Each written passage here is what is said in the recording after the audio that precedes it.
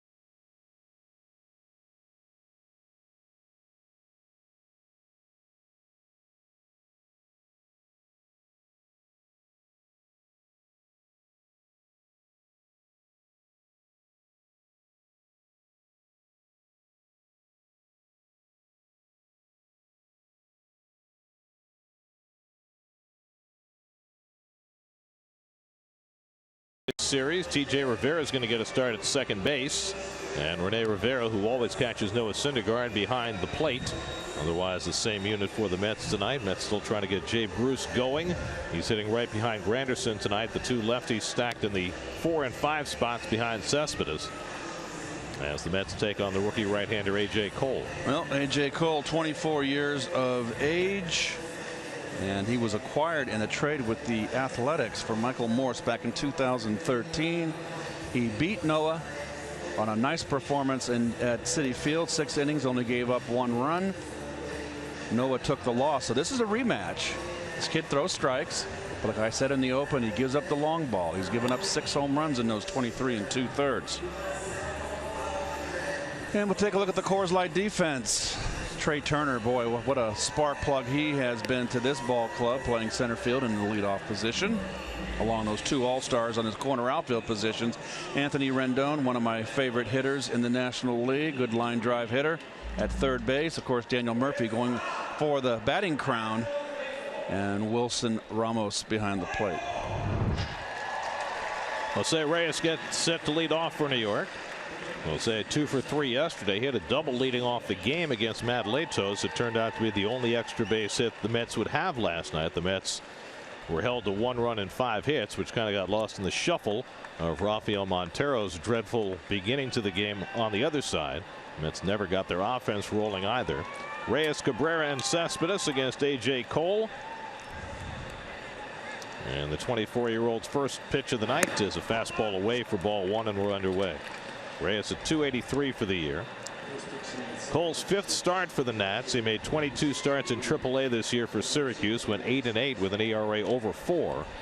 So he did not have a particularly good AAA year in the International League, which is not as hitter friendly as the Pacific Coast League. Well, you can nonetheless, he's done a nice job filling in. Not overpowering, you can tell. Of course, the Nats have 2 starters on the shelf right now. Steven Strasburg with a flexor mass injury to his elbow, and Joe Ross, who they hope will be back fairly soon, coming back from shoulder problems, and Cole, one of the pitchers filling in. 1-2 to Reyes, and he fouls it back. There's Dribble Cabrera waiting on deck.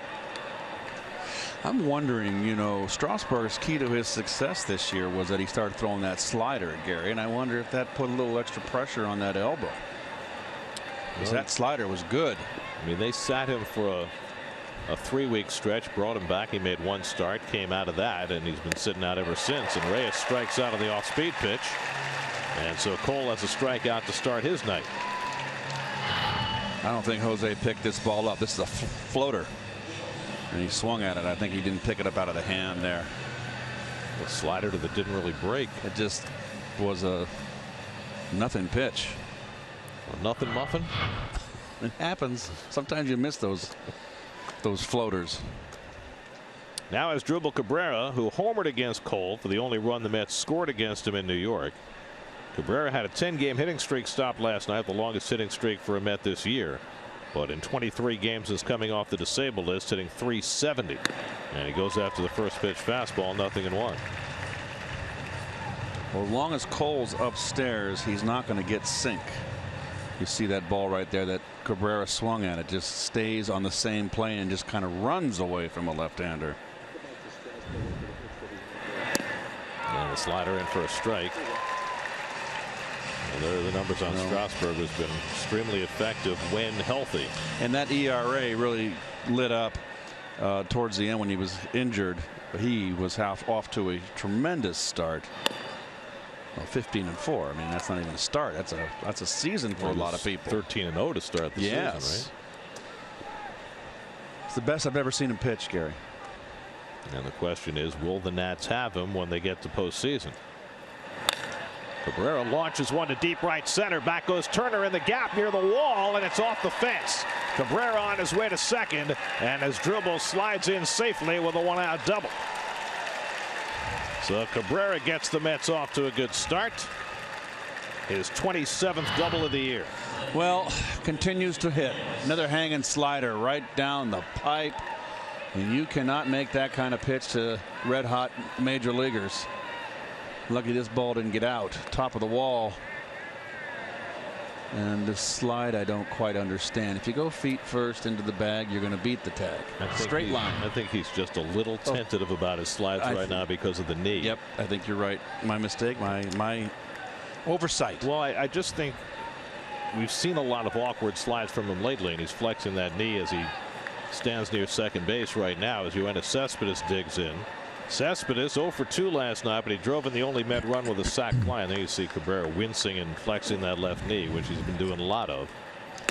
And Cespedes takes a fastball for a strike. Cespedes, with his RBI last night, has now driven on a run in 6 straight games. And both Cespedes and Cabrera came out of the game early last night with the Mets down 8-1. They were both pulled in the 6th inning, trying to nurse them through the rest of the season with their leg aches. A better slider from Cole, and it's 0-2. Well, there's the slide. He wants to stay off the leg. And it's his left knee that is bothering him, correct, Gary? Yeah, and it looks like he's just trying to figure out a way not to bend that knee. Not to slide on it, too. There's Lucky he kept his hand on the bag as he slid by. So the Mets have a few guys playing with some dings. Well, these two guys in particular, and Terry's trying to get them in the lineup as much as he can, nurse them around the days off. And Cespedes goes down on the slider away. Didn't look good at all in that at bat. And Cole has his second strikeout of the inning.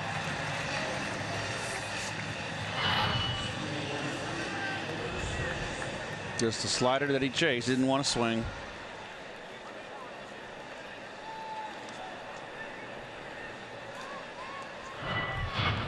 So now 2 out with Cabrera at second. And Curtis Granderson the batter. Curtis 0 for 12 since his 4 straight games with a home run.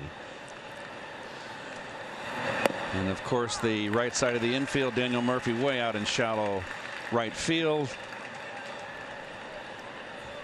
3 guys over there on the there's the shift right there. Daniel of course out in shallow right.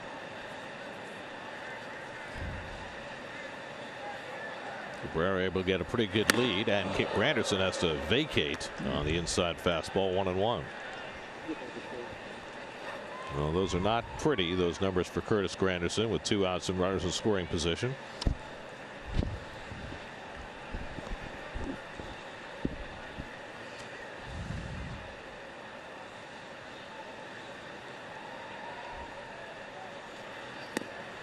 We put up the numbers as hits per at bat rather than the batting average. That's when you know that it's a number you don't want to see. Right. 3 for 46 translates out to 0.65.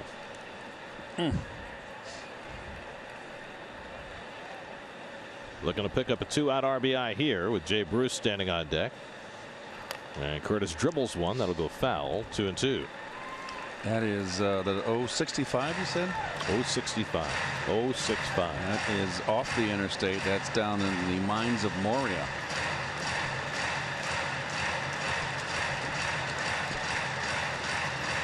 Is there any good ore down there? A lot of dwarves down there.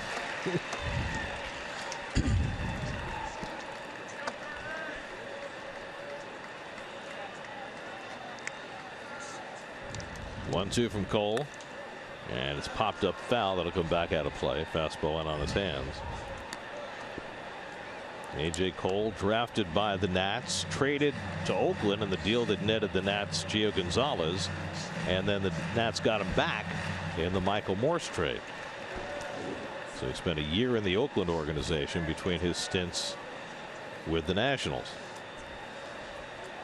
2-2 coming. Cabrera takes third uncontested as Granderson takes low and inside. They basically gave him third base.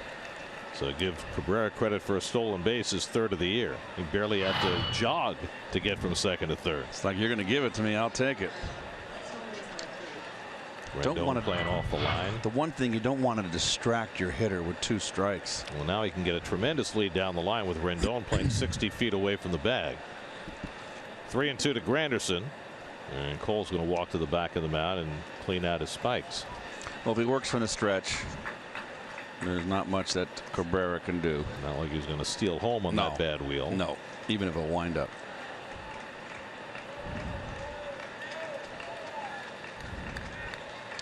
Cole and Ramos having trouble getting together. Now they're on the same page. 3-2, and Granderson takes it wide for ball 4, and the Mets have runners at the corners.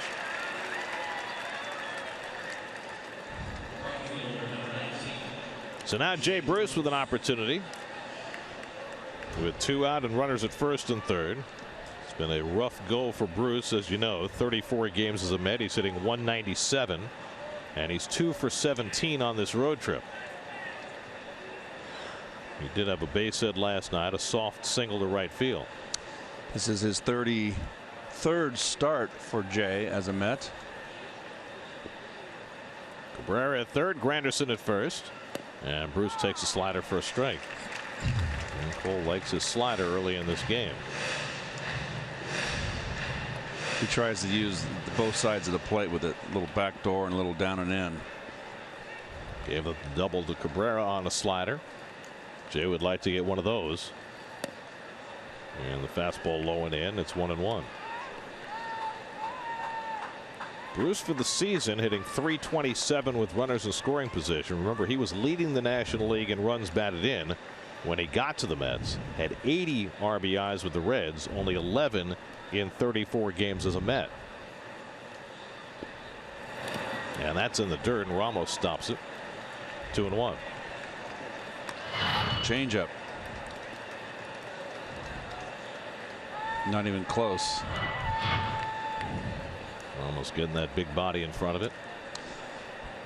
So A.J. Cole 22 pitches deep in this opening inning. He fairly sailed through 6 innings against the Mets. His first start against them 11 days ago. A little more trouble early on in this one. There goes Granderson. Bruce lines one to right center.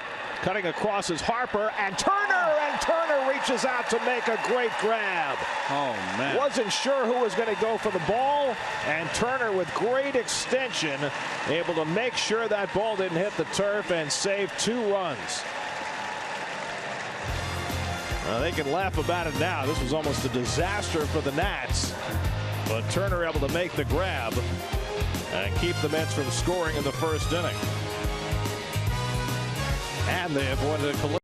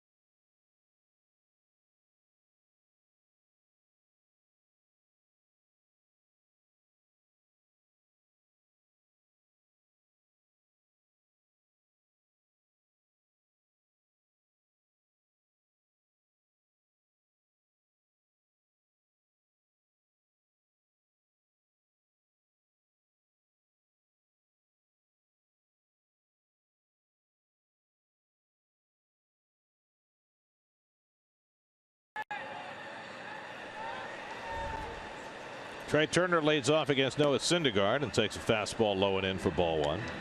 There's the lineup for the Nats, brought to you by Hyundai. Exact same starting 8 for Dusty Baker as last night.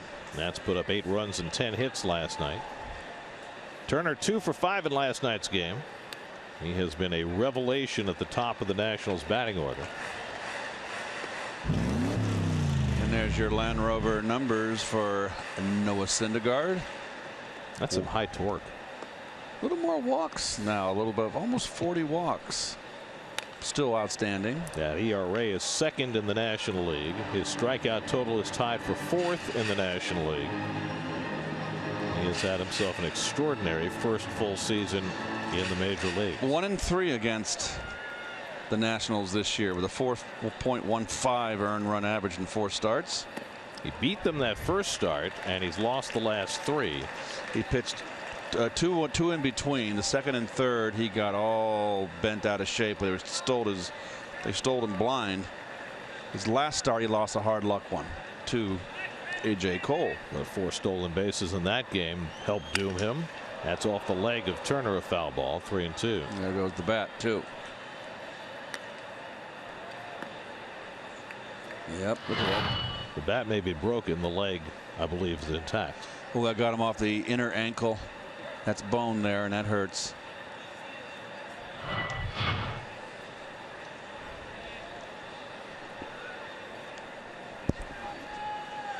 Well, the key for Syndergaard is to keep Turner off the bases. Other guys might steal against him, but Turner will steal against him.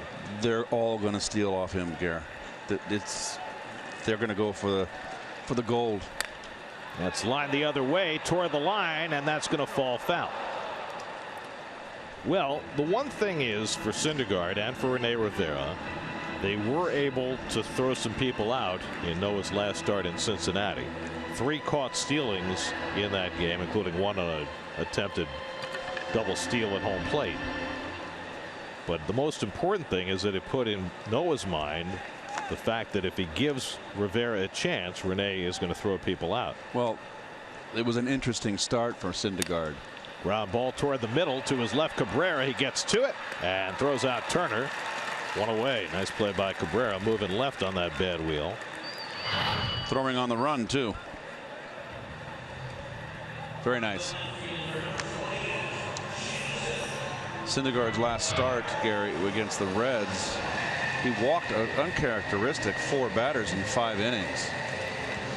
Gave up 6 hits. It was a labor for him. Right. If it had not been for the caught stealings, he would have had a world of trouble in that game.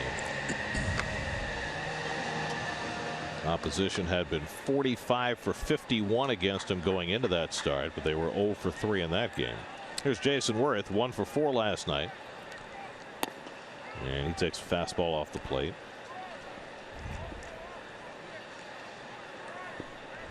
That was last start against the Nats 11 days ago. 7 innings, 2 runs, 3 hits, but the 4 steals in a 4-1 loss.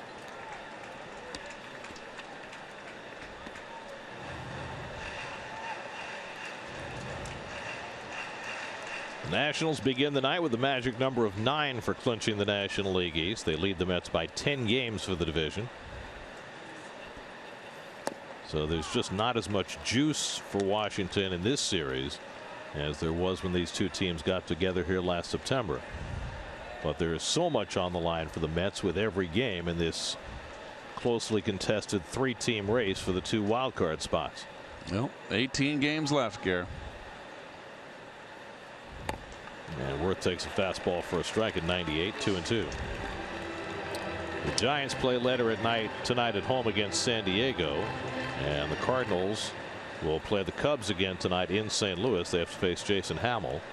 They've got Jaime Garcia on the mound, who got routed his last time out in Pirate City Casino wild card standings. In there for a call, strike 3. Worth caught looking on the slider, and Syndergaard has his first strikeout. And your hard-driving Metsies, your Lexus Metsies, Cespedes, Granderson, Bruce in the outfield. On the infield, T.J. Rivera getting the start today. Terry Collins showing confidence in the Bronx native. And Rene Rivera, of course, is always behind the plate when Noah is on the hill. So now Daniel Murphy bats with 2 out and nobody on. Murphy hitting .347 after a 3-hit night last night, leading the National League. And he now has a hit in all 17 games against the Mets this year. The last player who hit in 17 straight games against a team the year after he played for them was Lou Brock.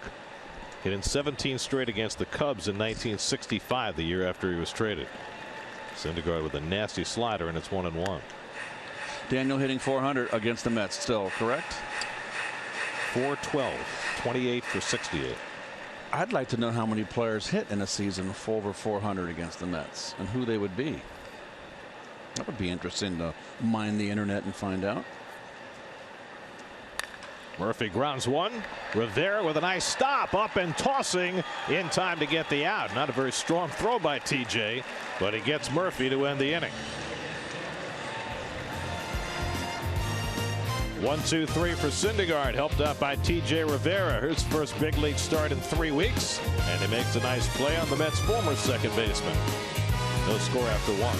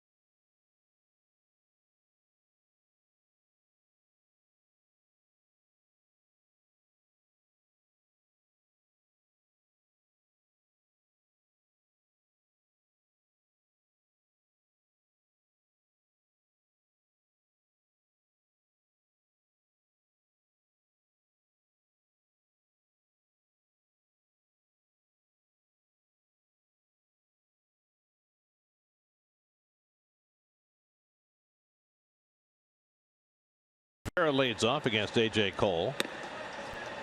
It's a matchup of the initials. P.J. versus A.J.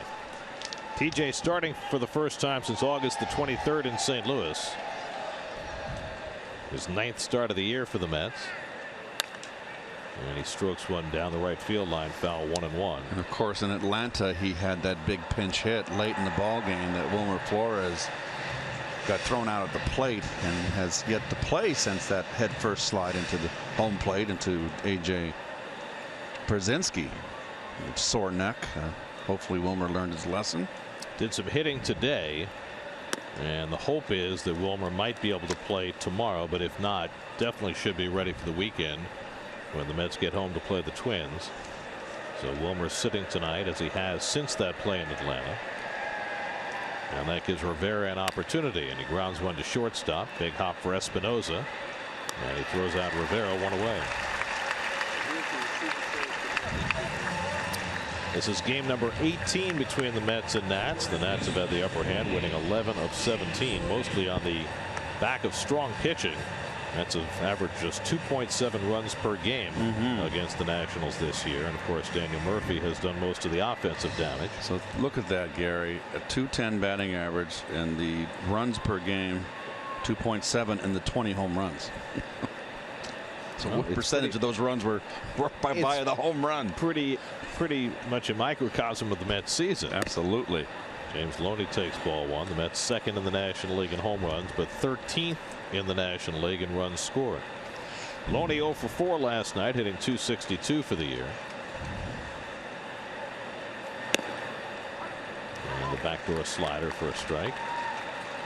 1-1.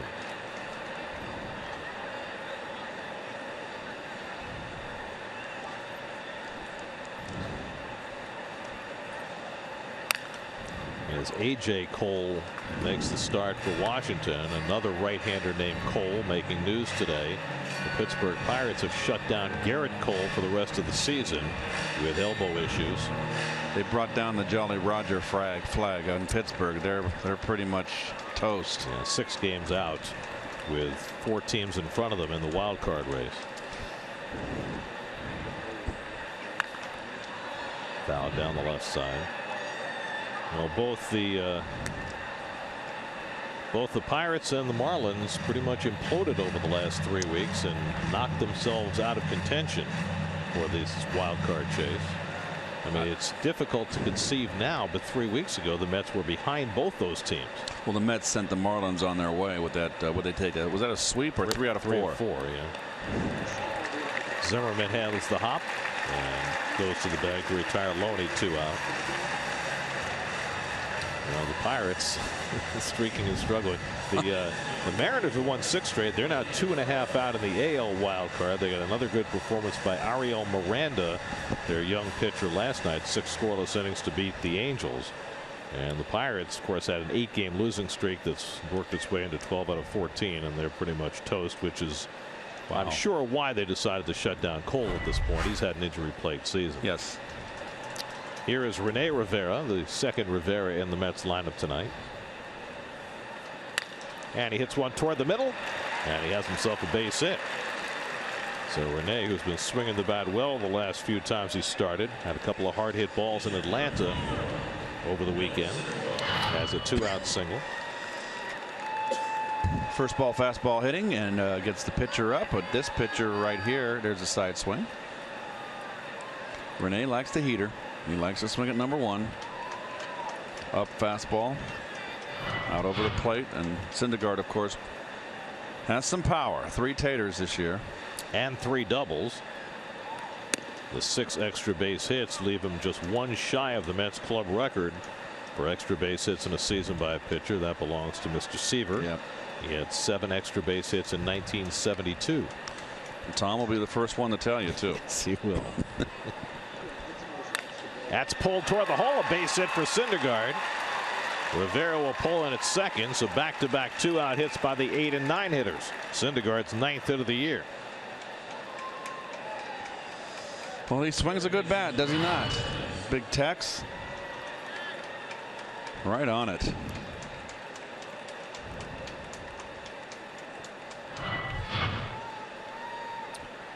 So now Jose Reyes with an opportunity with 2 out and 2 on.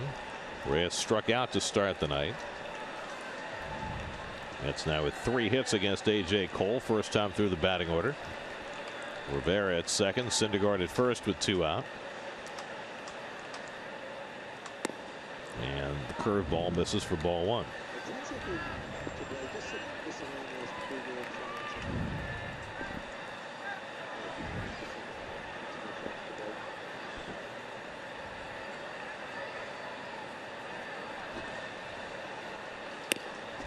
Reyes takes a fastball for a strike, 1-1. A.J. Cole made his major league debut last year, made 3 appearances, 1 start for the Nats. But trying to get his feet on the ground now, his 5th start of this season. And Reyes fouls one back, and it's 1-2. 2 very strong arms in the outfield here. One of the strengths of this ball club. It's the Nationals club that leads the National League in least amount. I shouldn't say leads. They have the least amount of errors. 65 errors on the year. 2 very powerful arms in Harper and right, and Worth and left. And Turner displayed a fine arm the first game last night. So with Rivera on second, he's going to have to get a good lead and get a good jump and good break on a base hit.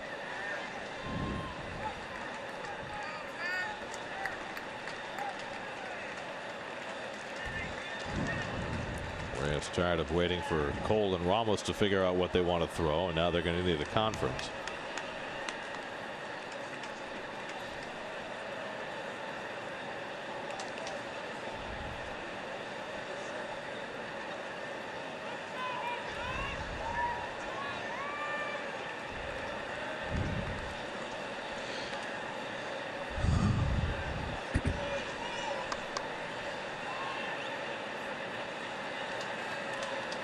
So now they're on the same page, one would presume.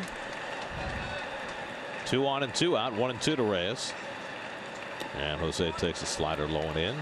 2-2. It's interesting now, the players are just conditioned. Any ball hits the dirt, you know, the catcher, you usually try to get it back to the pitcher, get a little scuff mark on the ball, help the pitcher with his movement. But the catchers right now, they just turn the ball over. I think it's been so long now that they've been doing this, I don't think the pitchers would know what to do with a scuffed ball. I agree. 2-2 coming, and Reyes takes another slider at his feet, and it's 3-2. I would try to get the ball back to the pitcher just to see if you can get away with it. As Dribble Cabrera on deck. Well, now Rene Rivera will get an automatic start off second base, giving him a better chance of scoring on a base hit. 3-2 and 2 out.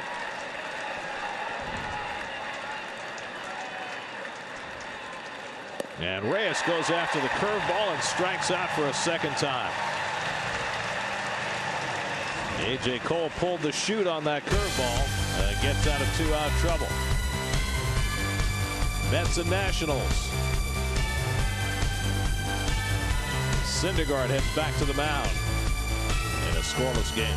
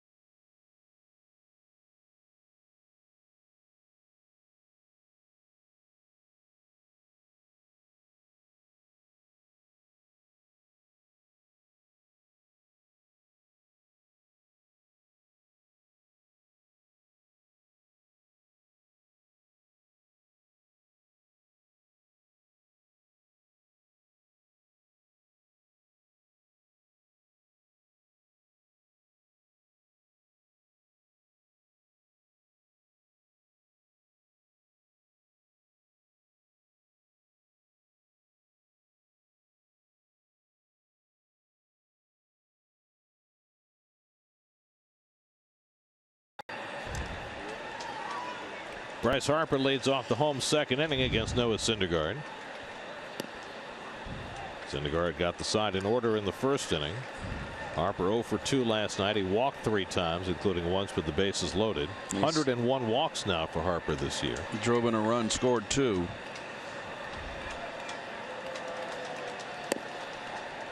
And the fastball just off the plate, 2-0. Well, Harper second in the National League in walks, just one behind Paul Goldschmidt and one ahead of Joey Votto. 18 intentional walks, including one last night. That's the most in the league. He's looking back at Barry Bonds' numbers today in the 2004 season when he walked 232 times. I mean, think about that. How many intentional that year? It's 110, something like that. Good Lord. 120. Syndergaard behind 3-0. There's a strike. As Keith mentioned, Syndergaard walked a season-high 4 batters in his last start in Cincinnati, and that was in just 5 innings. Got to be careful behind on Harper. Anthony Rendon on deck, and then Wilson Ramos in the home second. He's going to keep the ball away here. And Harper fouls it away. Harper always sidles from that view for center field camera. It's like he sidles towards the first base dugout. After he follows through, he has to collect his balance by taking 2 steps towards the first base dugout. Don't throw him middle in. And it's just inside ball 4. So a leadoff walk to Harper, the Nats' first base runner of the night. Follow Mets baseball live with the MLB.com at Bat app, which includes game day, live game video highlights, StatCast, news, and more. Download MLB.com at Bat, the #1 app for live baseball on your phone and tablet. So Syndergaard will work out of the stretch for the first time, and his first meeting with the Nationals running game. Harper has 20 stolen bases this year. Anthony Rendon steps in. He had the biggest hit for the Nats last night, a 3-run homer that knocked Rafael Montero out of the box in the second inning.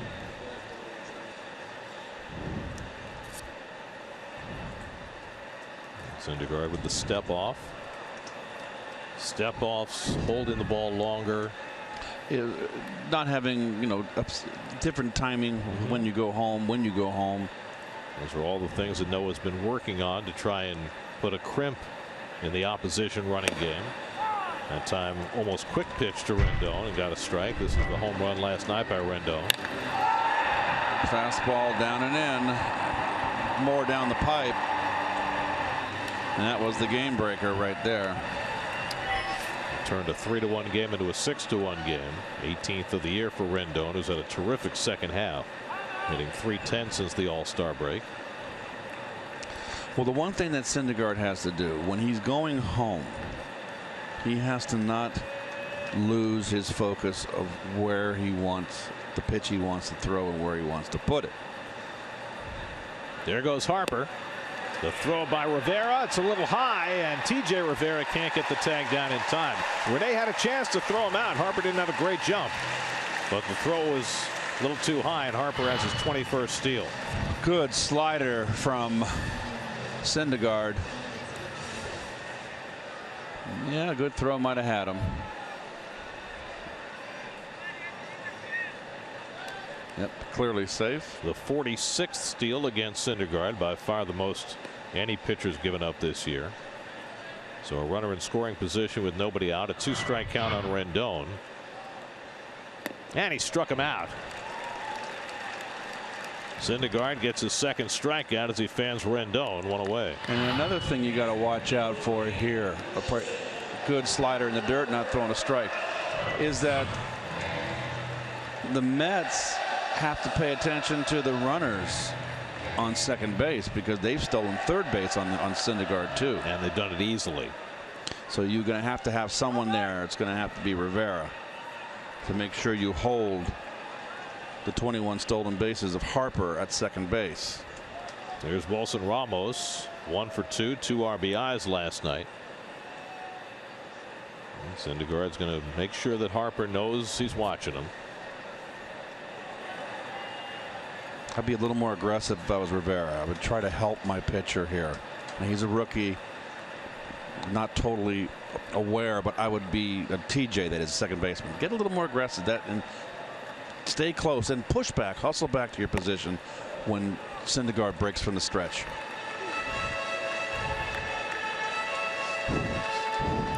"21 steals for the Nats against the Mets, 10 of them against Syndergaard."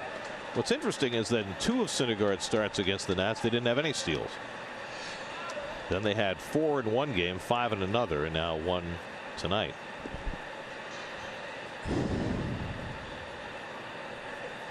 One and 0 to Ramos, and he hits one over the bag. That's a fair ball, and that'll bring in the game's first run. Harper scores. Ramos to second with an RBI double, and the Nats go in front 1-0. The young man can hit, Gary. He's a hitter. Fastball away, kind of came back to the middle a little bit, and he went right with it. It was up in the strike zone, too. He's another guy that stays level on that high pitch, belt high and up. Nice, beautiful swing. Went right with it. So the Nats' first hit of the night produces a run. Ramos' 76th run batted in, and his 3rd of this series. And now Ryan Zimmerman, 1 for 4 last night. And he takes a slider off the plate for ball 1. Those leadoff walks, they find a way to score. Well, especially if those leadoff walks become doubles. And that's been the case more often than not with Syndergaard. He doesn't walk that many, but when he does, generally they wind up at second base.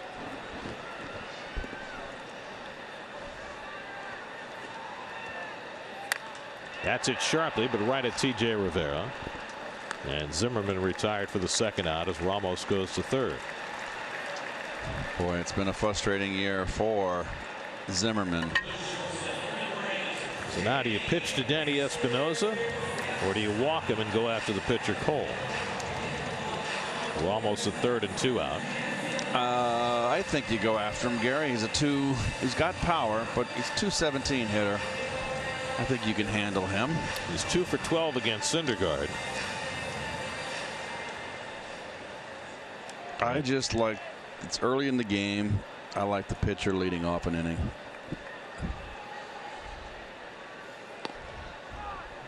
Syndergaard's got a good slider early.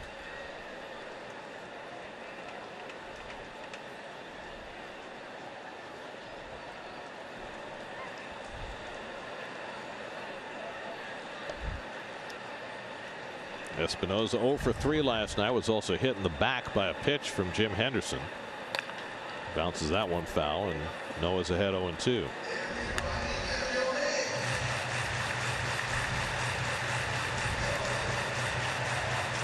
Espinosa very dangerous out of that 8-hole. 21 home runs, but 149 strikeouts.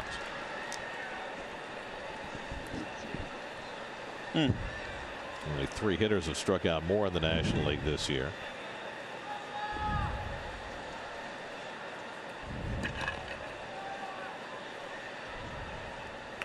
And a check swing foul.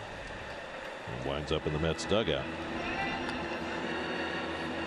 100 miles an hour on that last fastball from Syndergaard, who has 2 strikeouts tonight, getting him to 197 for the year. Right on the verge of putting together a 200 strikeout season. Yes, I would think he would get it tonight.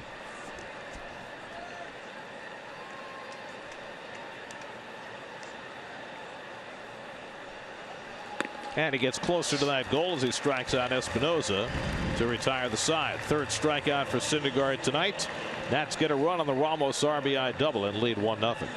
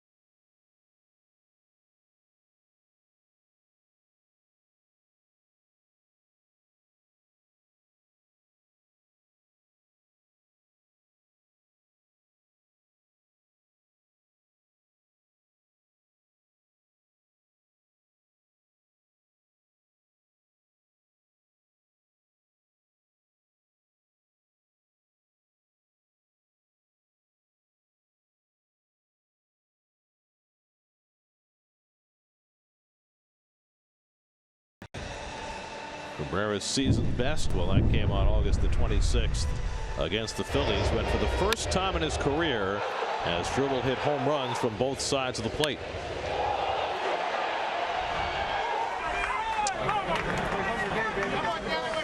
Two of his 19 home runs this season. He's had quite a year. He doubled his first time up tonight. Yes, and he had that one stretch. Remember, Gary, what did he have, the 0 for with men in scoring position? Not to bring up a negative, but he busted out. He's been driving in big runs down the stretch here. Been a big part of this big push. But that was his only real tough patch that he went through in the course of the season.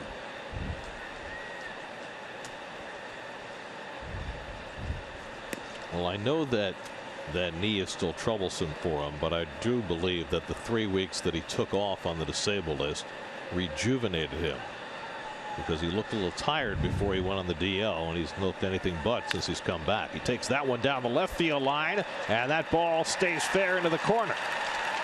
And Cabrera's got his second double of the night. Hit one to right center, now one down the left field line, and the Mets are in business in the third. And this is what he has been doing. He's rediscovered left field. He has been more than a few he's hit down the left field line or in the left center field gap. Nice hitting. Just hit it where it's pitched. His 28th double of the year. And so the Mets have the tying run in scoring position with nobody out, and Cespedes at the plate. Cespedes struck out on 3 pitches his first time up. We'll see what kind of adjustments Cespedes made. He did not have a good first at bat. Got fooled on the breaking ball. Taking all the way and strike.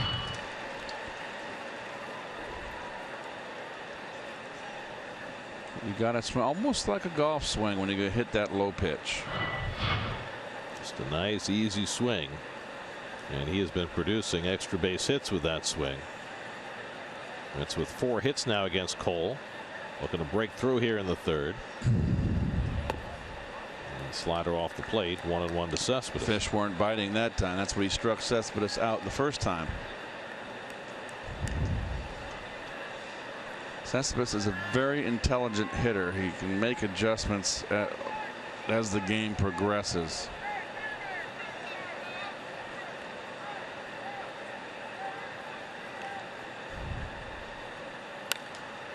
Pops one foul, and that'll make it to the seats out of play.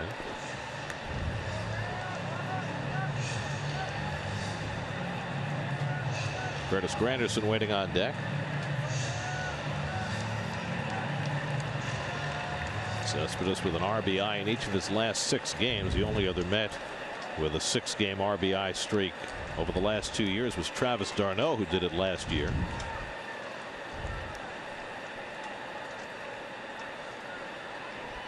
Cabrera at second and nobody out.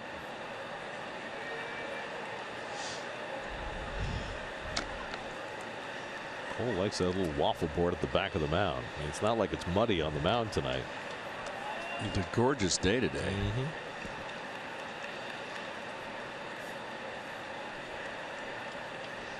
Now the 1-2 coming, and again he couldn't get him to chase the slider, and it's 2-2. A.J. Cole making his 5th start for the Nats. His only win came against the Mets 11 days ago. His first major league win.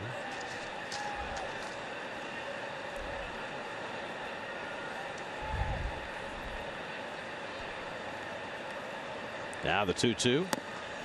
And another slider, and again it's off the plate, and now it's a full count. Yeah. So he struck out Cespedes that way his first time up, but has not gotten him to chase in this second at bat.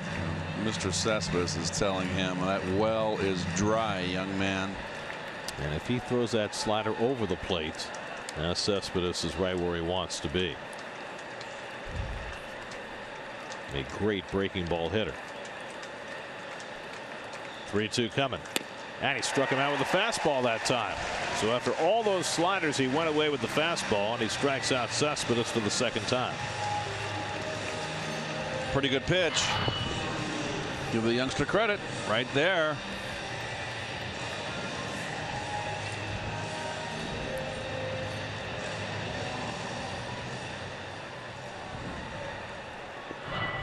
So that's the first out of the inning, the 4th strikeout for Cole.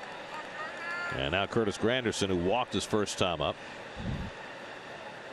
3 infielders on the right side, and Granderson takes a strike.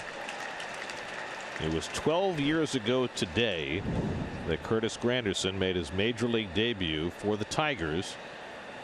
He batted 9th, played center field, and went 0 for 4 against Brad Radke and Joe Nathan of the Twins. September 13th, 2004. A lot of water has passed under the bridge since then. And a few home runs. 26 of them this year, including a 4-game home run streak last week. Now trying to get his way back into a groove. 0 for his last 12. Cabrera at second and 1 out. And he gets tied up. And he went around 1 and 2. Terry Lane, the third base umpire. There are his career numbers, 289 home runs to be exact.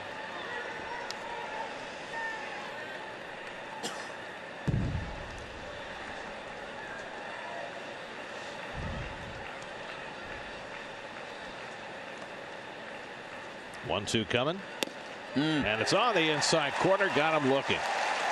Back-to-back strikeouts for A.J. Cole. And now Cabrera's still parked at second with 2 out. Both strikeouts this inning on fastballs. One away to Cespedes. This one inside corner to Granderson. That's already 0 for 5 with runners in scoring position tonight. And it's left to Jay Bruce, who looked like he was going to drive in a run or two his first time up. Hit one to the gap in right center, and Trey Turner made a beautiful reaching catch and avoided a collision with Bryce Harper to end that first inning. The good news for Bruce is that he hit the ball solidly. Haven't seen a lot of that. Big shift on the right side again. Daniel Murphy way out in the outfield. The old triangle, whatever you want to call it, pyramid, triangle, it'll all work. Prism. That's what you want to do. Here you go. Toblerone, swing and a miss, and Cabrera steals third again, uncontested. Same as the first time he stole third with Granderson at the plate. They didn't make any move to try and stop him. So 2 steals of third tonight for Cabrera. That doubles his stolen base total for the year. 1-1 to Bruce. And Cabrera comes halfway down the line as that pitch is thrown. And Bruce takes low and in. If nothing else, as Dribble trying to provide a distraction to Cole, with the third baseman Rendon playing 60 feet away. He can come as far as he wants. There's nobody there to stop him. Now he fakes the go, trying to draw a balk. And Bruce grounds one foul, and it's 2-2. Now let me ask you this: it provides a distraction to the pitcher. Does it provide a distraction to the hitter as well? No. A left-hand hitter? A right-hand hitter definitely not. Left-hand hitter would not. The hitter, your focus is on the pitcher. The only thing that can distract you, Gary, is if someone tries to steal a base, tries to steal third base, because that's right in the background of your vision. You can't help but notice sometimes that can distract. I wonder why more runners don't take liberties like this when teams are playing a shift. Come as far as you possibly can. Get in that pitcher's sight line. Bruce fouls back the fastball. I mean, if you got a fast runner at third in a situation like this, stealing home is not out of the question. Cabrera is not in that situation. But he certainly at least can provide a little distraction. Come down a little more. 2-2 coming. And Bruce takes just inside. And Granderson just got punched out an inside fastball, and Bruce got that call. No complaint from Ramos behind the plate. So now a full count to Bruce with T.J. Rivera on deck. Cole about to throw his 60th pitch of the night in the third inning. And he walks Bruce, and now the Mets have runners at the corners. Second walk given up by Cole. So Cole with 2 walks and 5 strikeouts. That do a lot of work. Around 4 hits over the first 2 2/3, and Mike Maddox, the Nats pitching coach, will give him a moment to breathe. He's not really getting that slider over to the left-hand hitters down and in. Mike Maddox always puts his hand on the shoulder. Rick Peterson used to do that. Gotta make. Final game of this series tomorrow afternoon, a 4 o'clock start. Our coverage begins at 3:30 tomorrow. Robert Gsellman makes the start for the Mets against Tanner Roark. Mets have hit Roark pretty well despite his gaudy numbers this year. Gsellman will be looking to bounce back from his first so-so start after 2 really good ones. So here is T.J. Rivera, who grounded out to short his first time up. Cabrera at third, Bruce at first with 2 out. And T.J. goes after that slider, 0-1. He's much more comfortable throwing that slider to right-hand hitters, Gary, and that's happens a lot with young pitchers because they've got a target. You know, you started at the hip or you started at the shoulder, where a left-hand hitter you got to start it at an imaginary spot on the outside the corner of the plate. Outer. That's line throw, the whole base hit, and the Mets tie up the ball game. Cabrera in to score. Bruce stops at second. T.J. Rivera drives in the run, and the Mets get even at 1. 4th big league RBI for T.J. Rivera in his 43rd at bat. Well done. Another slider. Didn't get it away enough.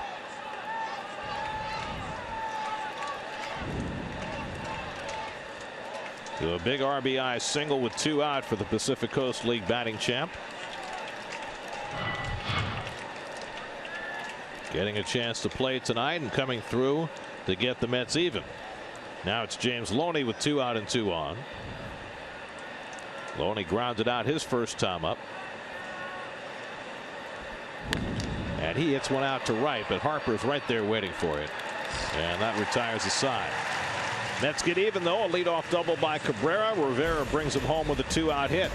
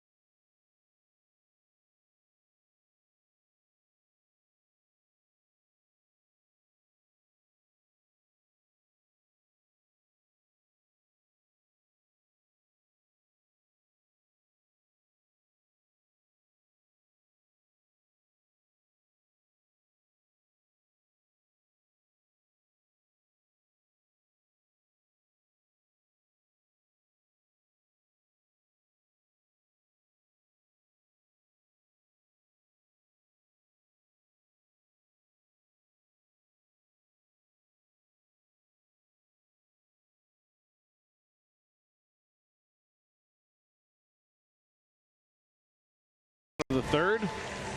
Mets and Nats now tied at 1 after T.J. Rivera's RBI single got the Mets even. Noah Syndergaard will face the opposing pitcher A.J. Cole leading off in the third. Cole looking for his first big league hit. And he takes off the plate for ball 1. Syndergaard gave up a run in the second. A leadoff walk to Bryce Harper. He stole second, came around on a Wilson Ramos double. The only hit that Syndergaard's given up. Ball and a strike to Cole.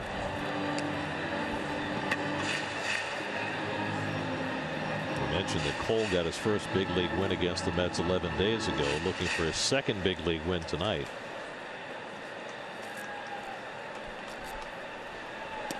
The last pitcher to get his first 2 major league wins against the Mets was the Dodgers' Hong-Chi Kuo back in 2006 and 2007. But what I remember Kuo for, remember the Dodgers hit 3 straight home runs against John Mayne with Kuo the third, and he flipped his bat. That's what I remember Hong-Chi Kuo for. Cole strikes out for the first out. Let's go to Steve Gelb's report tonight. It's brought to you by Fidelis Care. Steve? Gary, Kyle Hendricks yesterday helped the Mets out by almost pitching a no-hitter against the Cardinals. Kyle Hendricks continuing a sensational season that at this point you have to assume he's going to be the NL Cy Young Award winner. An ERA that far and away leads the Major League Baseball, 2.03. It's almost a half run higher than Noah Syndergaard, who is second in the majors.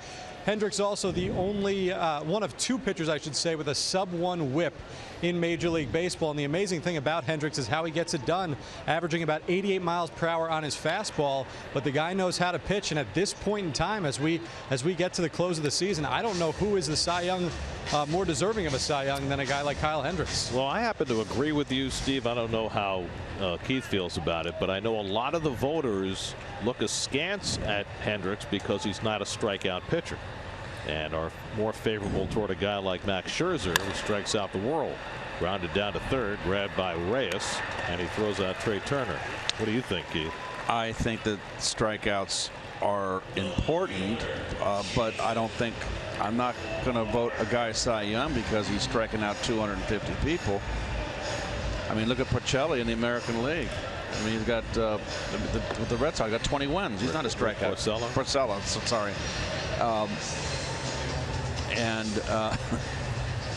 He's got 20 wins and not a strikeout guy, and that's tough to win 20 games. I don't know. I don't know. I don't have a feel who's going to get it right now. There's.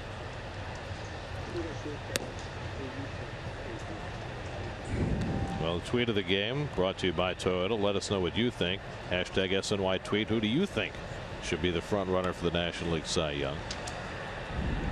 Jason Worth batting with 2 out. I just think that the gap between Hendricks and everybody else in terms of ERA is so large. I don't see how you can look past him.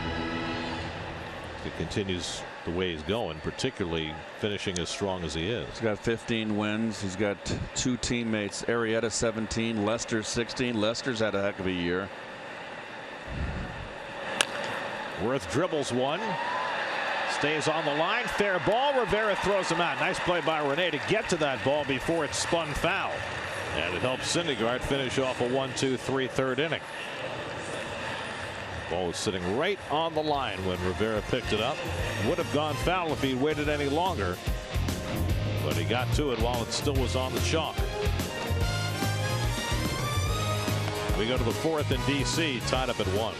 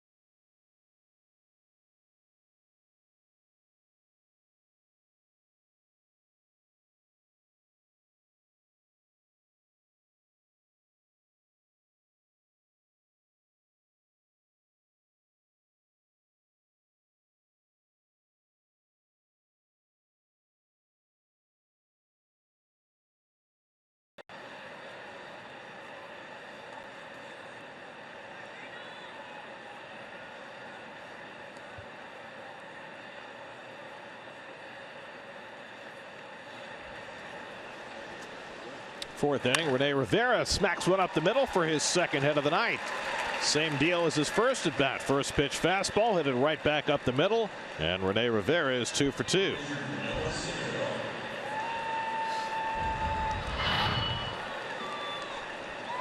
Another first ball fastball hitting. I guarantee if he gets a third at bat, it's not going to be a fastball. One would suppose. So now do you bunt with Syndergaard, or you let him swing away? Well, I would bunt, but maybe you give him one strike. Terry's been a kind of guy, that manager that lets his pitchers swing. Bunting here, he lays off, and it's ball one. Syndergaard pulled a base hit through the hole his first time up. His 9th hit of the year. He has 2 sacrifice bunts this season. Takes a look down at Tim Teufel to see if it's still on. Rendon in close at third. And again he shows bunt and tries to push it toward Rendon, but it goes foul. Fourth inning brought to you by the 2017 Audi A4 and your tri-state Audi dealers.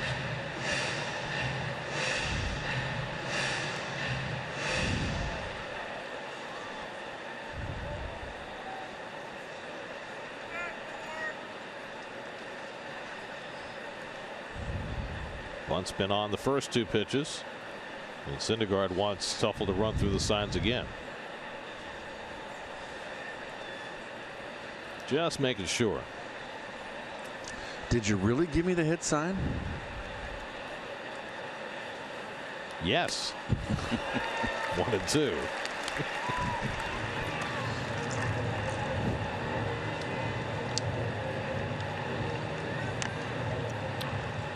Well, if you took the bunt off on 1 and 1, pretty good chance he'll take it off on 1 and 2. And he yanks one foul. Syndergaard's got 9 hits this year, 3 homers, 3 doubles, and tonight his 3rd single. So he's distributed his hits quite nicely across the stat sheet. The only thing he's missing is the triple. He's got a nice slugging percentage. He can slug. And he takes it high, 2 and 2. Jose Reyes waiting on deck. Why do all the engines of all our vehicles sound the same?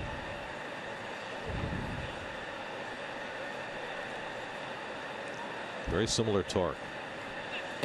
And Syndergaard down on strikes. Strikeout number 6 for A.J. Cole, whose career high is 8. That's the first out in the 4th. Now Reyes, who's responsible for 2 of those strikeouts. Jose's got a little streak of his own going right now. He has scored a run in each of his last 8 games, which is 1 shy of his career high streak for runs scored, which he's done 3 times. It's this one in the air to right center, chasing over is Harper with Turner, and Turner makes the catch. 2 out. Looked like Harper got a bad break on this ball, or the wrong break on the ball. Turner's been there to cover him.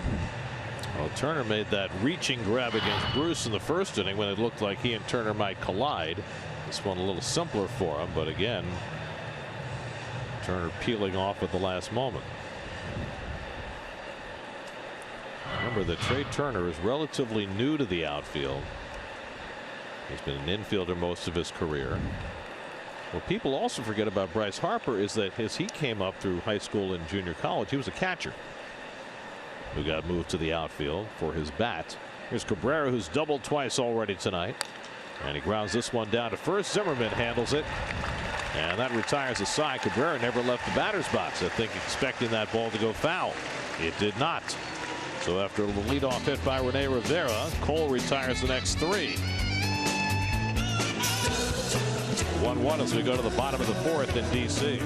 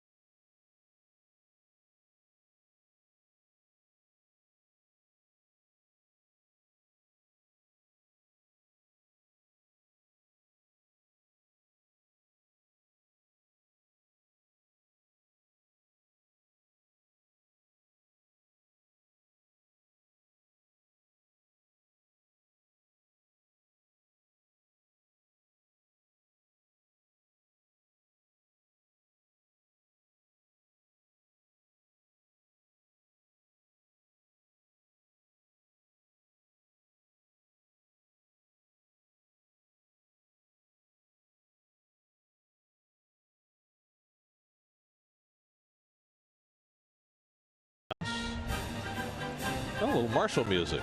Very nice. Very Sousa-esque. Daniel Murphy will lead off the bottom of the 4th against Noah Syndergaard. And he takes curveball for a strike. Daniel grounded out to second base. A nice play by T.J. Rivera in the 1st inning.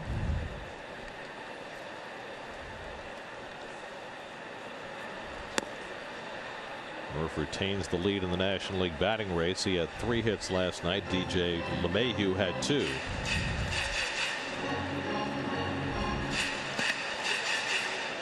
They're underway in St. Louis. Cubs and Cardinals. Murphy strokes one out to left. Cespedes back and gets there. 1 away. Murphy hit that ball hard, but Cespedes equal to it. Had it covered.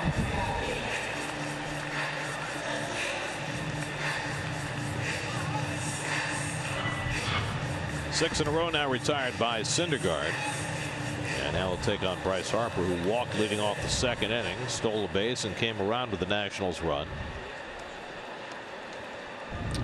And Dexter Fowler just hit a leadoff home run against Jaime Garcia. And the Cubs are off and running. 1-0 Chicago. 1 batter into the game. Garcia's been giving up a lot of long balls this year. He has really been struggling. The Cubs have a magic number of 3 for clinching the National League Central. They play the Cardinals tonight and tomorrow, so they can clinch the National League Central in St. Louis if they win both those games. And I don't know what your memories are of the Cubs-Cardinals rivalry, but that sounds like something the Cubs would love to do. There's mud in your eye.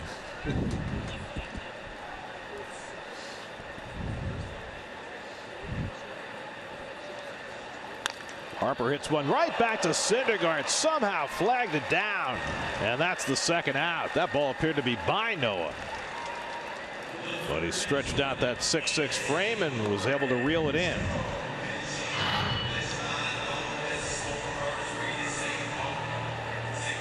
Oh, it came up.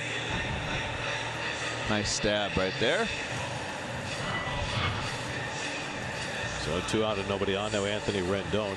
When you were playing in St. Louis, were there ever any Cub fans in the building? Oh gosh, yes. Yeah. It's a sea of red and blue. Back in the 70s, there were fights and brawls up there in the upper tank where you used to sit. Because, you know, the Cubs fans this year have been traveling everywhere. Yes. They show up. You know they're in St. Louis. Absolutely. I mean, normally when we go to St. Louis, it's just a sea of red. Mm-hmm. Now, does the same hold at Wrigley? The Cardinal fans? Yes. Cardinals come out to Chicago.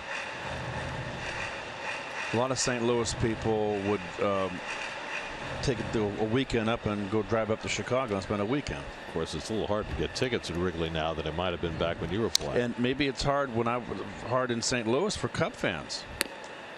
Although when we were in St. Louis, boy, I'll tell you what, the stands were not quite as full as we're accustomed to seeing them at Busch Stadium.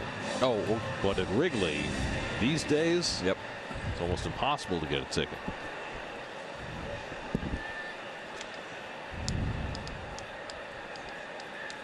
Two and one to Rendon, who struck out his first time up. And he lines one the other way for a base hit. He is such a good hitter. So the Nats have their second hit of the night, a 2-out single for Rendon. When I say your approach is up the middle on Syndergaard, because he throws so hard, got the good breaking ball, it's going to make you a more powerful and more successful on the pitch away. Because you're going up the middle and you're waiting. The pitch inside is going to be one that gives you in trouble when it's that overpowering a fastball. So now Noah must split his attention again. Rendon has 12 stolen bases on the year. Ramos at the plate drove in the Nats run with an opposite field double his first time up. And he hits this one to shallow center. Circling in is Granderson, coming on to get it. And that retires the side. So Syndergaard gets through the fourth after the 2-out single by Rendon. Granderson reels it in to keep it a 1-1 game going to the 5th.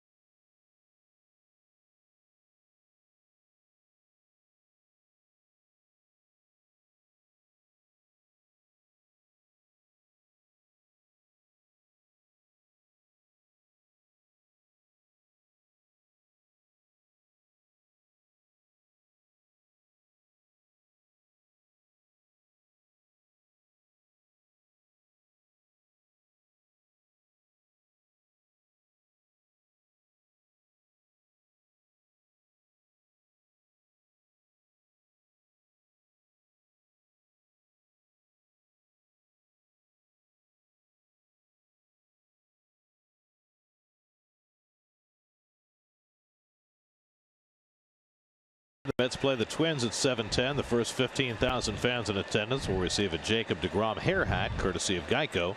For tickets, visit Mets.com/tickets. Well, there's the hair. The question is, when will he next be on the mound? And it might be fairly soon. Cespedes takes a big cut and fouls it back to start the 5th. DeGrom threw a bullpen session yesterday. We'll probably throw another one either tomorrow or on the off day Thursday. And the hope is that he can make an appearance sometime maybe early next week. Good slider right there. That would be welcome. Yeah, have him back.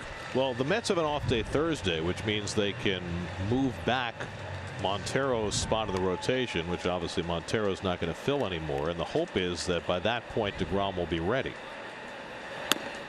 And the thought was maybe they'd bring him out of the bullpen, but now the idea that's being floated is that they'll start him even if he can only pitch 2 or 3 innings his first time out and just piggyback somebody behind him. Topped foul by Cespedes. Now, if that somebody could be Steven Matz, that would work out perfectly. Matz is going to throw another bullpen session in Florida tomorrow, and we'll see how that goes. So everything's very tentative right now as far as both of those guys are concerned, but at least they both seem to be moving in the right direction toward pitching again. 1-2 to Cespedes, and he lines one into left field for a base hit. Got on the slider and hooked it into left, and the Mets have another leadoff base runner. It's the 3rd inning in a row the Mets have gotten the leadoff man on. 7 hits for the Mets. They've left 6 on base. They've had at least 2 runners on base every inning. And just his slider's a little bit too flat. Coles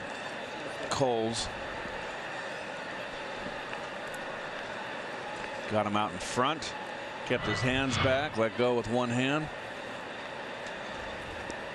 So now it's Granderson who's walked and struck out, and Curtis takes low and in.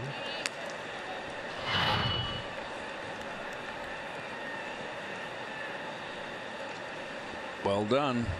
Just a flick of the wrist. 3 infielders on the right side against Granderson. And that skips into Ramos, who knocks it down. He thought about making a quick throw behind Cespedes, but couldn't secure the baseball, and it's 2-0. Yep, here's a nice pitch to hit right here.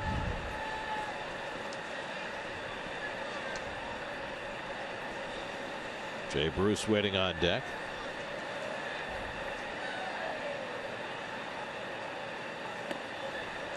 off-speed pitch misses, and now it's 3-0. So he threw a 2-0 changeup, which is a pitch he hasn't thrown much tonight.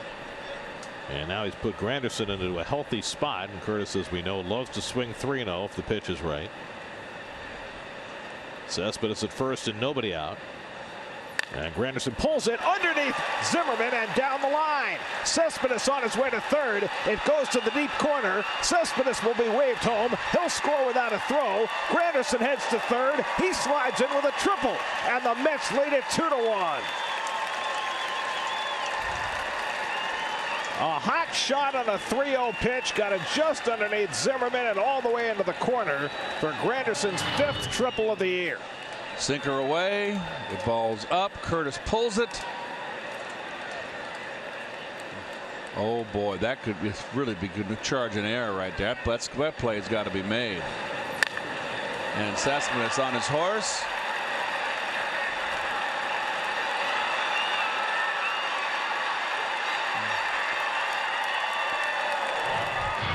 Now Jay Bruce with the infield in.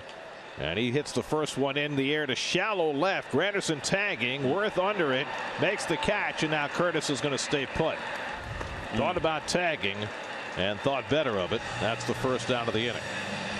So Bruce unable to get that run in. And he'll leave it to T.J. Rivera. So the Mets finally put something together here in the 5th inning. Back-to-back hits from Cespedes and Granderson. How much of a chance did Zimmerman have? You got to be more in a set position. He was upright. You're playing. He's a third baseman. It's just the opposite corner. He'd been down more in a position to field. He would have made that play. It's a double play right there. So I could just beat him. The infield stays in for Rivera, who pulled a single to left field to drive in the first Met run. Granderson at third and 1 out, and TJ takes outside for ball 1. See, if you're down in your fielding position, Gary, in a position to field with the glove down, he makes that play. You can't be holding a runner on there and be standing upright. Mets will take it. Rivera fouls it off, a ball and a strike. And look how he's kind of upright. He's not ready in a position to field. And he's got to bring his glove all the way over, and he makes a miscalculation. And the Mets are in business. We've talked about that with Reyes, about those corner infielders needing to start from a lower position. And I think you saw it there. 1-1 to Rivera, and TJ lays off the slider. 2-1.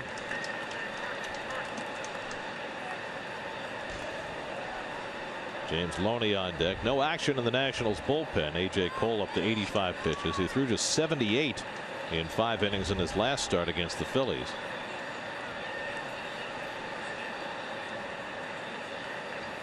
With the infield in, Rivera hits one in the air to center. Steadying is Turner. Tagging is Granderson.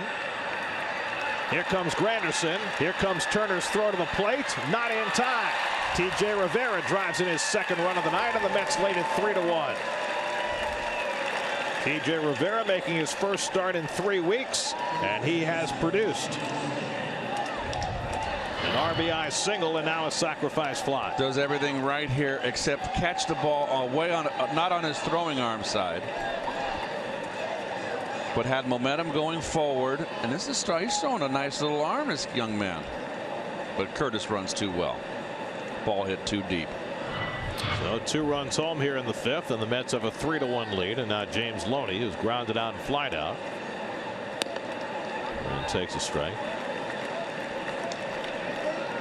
So Cespedes got it started by hooking a base hit to left. Granderson beats Zimmerman for the triple down the line, and Rivera cashes a run with a sac fly. And the curveball in for a strike to Loney, and it's 0-2.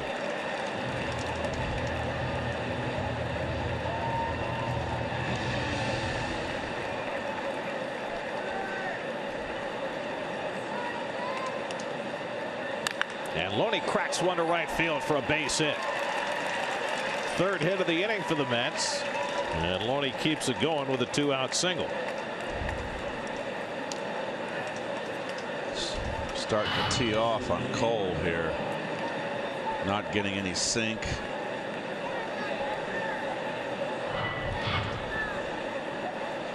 Well, now Rene Rivera, who has been up twice, gotten a first pitch fastball twice, and hit the ball sharply up the middle for a base hit twice. He said he wouldn't get a first pitch fastball this time. Not out over the plate. Let's see what he features. Slider, of course. Twice bitten, third time shy. That's right. I agree.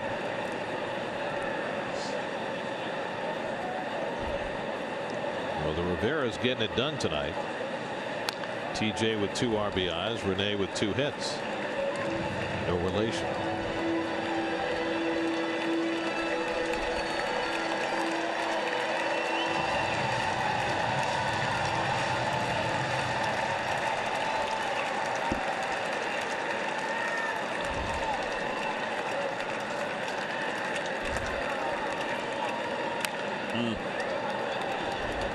Breaking ball up to Rivera. We hung that one big time. Well, he gave up a hit on the 0-2 pitch to Loney and served one up on 0-2 for Rivera, but he fouled it back. And Cole's going to be the third hitter in the next inning for the Nationals. I would think they would pinch hit, although there's really no immediacy for Dusty Baker. This Nationals team is pretty much walking to the flag. Division flag. Well, with his pitch count in the 90s, I would assume it's his last inning anyway. People are getting stretching out there in that bullpen a little bit. No one throwing yet. Dusty hoping with 2 outs that Cole can put this inning to bed. Syndergaard standing on deck. And Rivera takes the curveball in the dirt as Ramos knocks it down 2-2. Well, it's going to be interesting to see how the catching duties are distributed for the Mets over these last 3 weeks of the season. Darno has not been hitting much. Rivera gives you a better defender, and if he hits, he may play a lot more.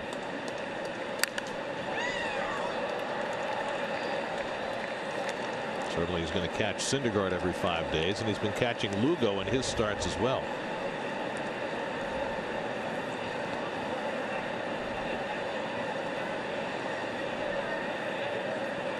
Seventh pitch of the at bat coming to Rene. And he hits that one sharply, but right at Murphy. And that retires the side, but the Mets get the lead. RBIs for Granderson and TJ Rivera. Halfway through, 3-1 New York.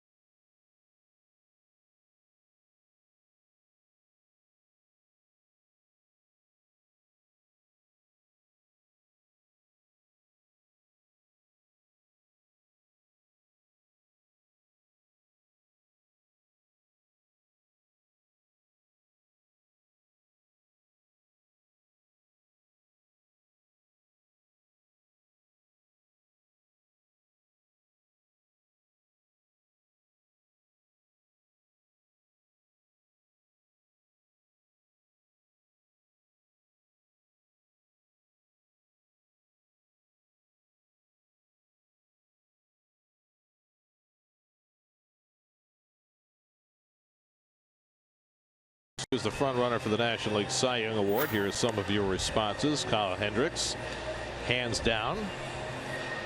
Next. Familia. It's an interesting call. 48 saves this year. Bartolo. I think we have some Met fans slightly prejudiced. Madison Bumgarner gets a call there. Okay. All good thoughts. Okay. I'll tell you what's going to be an even more difficult conversation. The American League Cy Young, where it looks more and more as though Zach Britton, the closer for the Orioles, might win the thing. Certainly Rick Porcello has his 20-game marker down, and that helps him. Here's Ryan Zimmerman leading off in the home fifth. Noah Syndergaard working with the lead for the first time tonight. The guy who's pitched the best in the American League this year is probably Aaron Sanchez, but he won't have enough innings for him to get the votes that he would need. Teammate Jay Happ has won, what, 18 games? He's had quite a season. Really? I know. It's Jay Happ's bounced around, and I liked him when he first came up. That was with Houston, correct, Gary? Phillies. Phillies, that's right. When he went to Houston. Of course, then there's Michael Fulmer, who leads the American League in ERA. Pitcher the Mets traded for Yoenis Cespedes. Fastball inside to Zimmerman, who grounded out his first time up. Espinoza and the pitcher's spot to follow. Nats get their bullpen cranking now. Zimmerman hitting .213 coming into tonight's game, and I really think, Gary, too, we always talk about the walks. The intentional walks that were given to Harper earlier in the year. But I just realized it was Zimmerman hitting behind Harper. Right. They were walking Harper to get to Zimmerman, and Zimmerman could not come through in the clutch. And I think that just tanked his season. 2-2 coming, and it tied him up, but he held the swing. 3-2. Dakota Glover is up in the Nationals bullpen.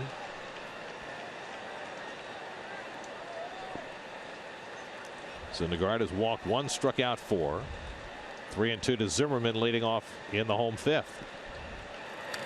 And Zimmerman just got a piece of that, and that one caught Rene Rivera. Addison Russell just added an RBI double. Cubs lead the Cardinals 2-0 in the second.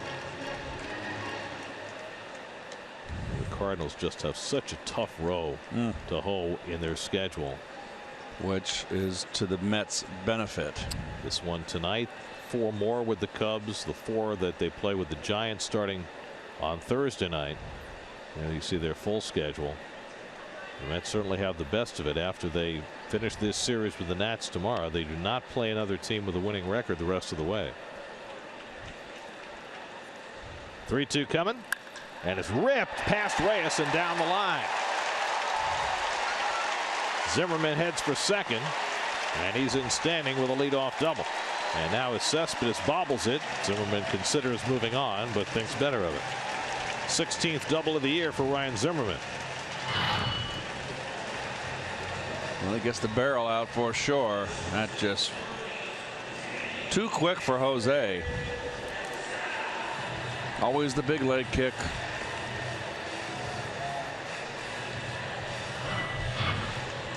So after the Mets took the lead in the top of the inning, the Nats trying to fight right back. Zimmerman a leadoff double, and now Danny Espinoza, who struck out his first time up. For the moment, A.J. Cole is out on deck. But at 96 pitches, it's hard to believe that he's going to bat. Unless perhaps they have first and second and they wanted to bunt.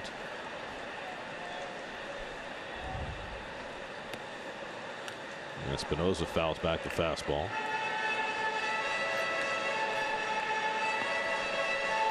There's Dakota Glover up in the Nats bullpen, hard throwing right-hander.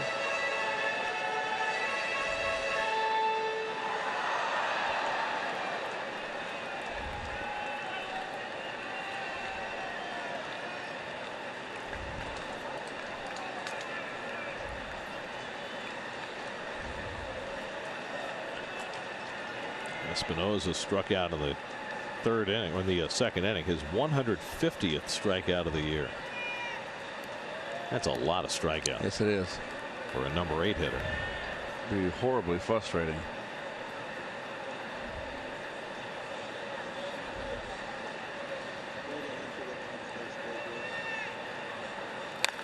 He rips that one foul.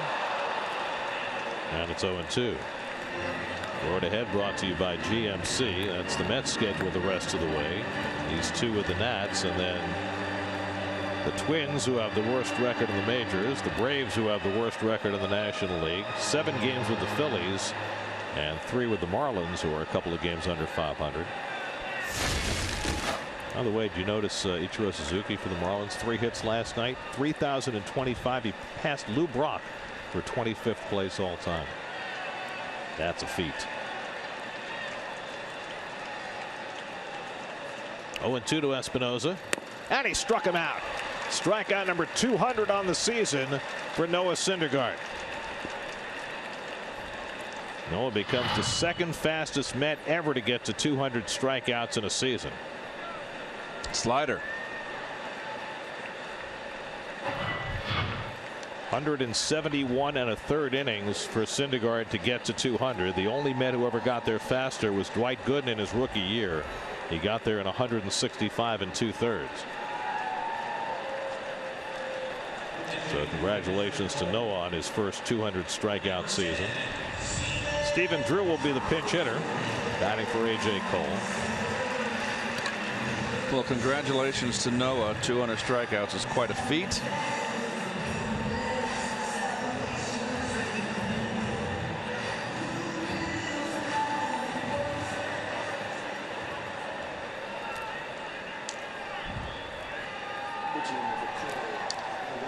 Here's Drew, who was just recently activated off the disabled list.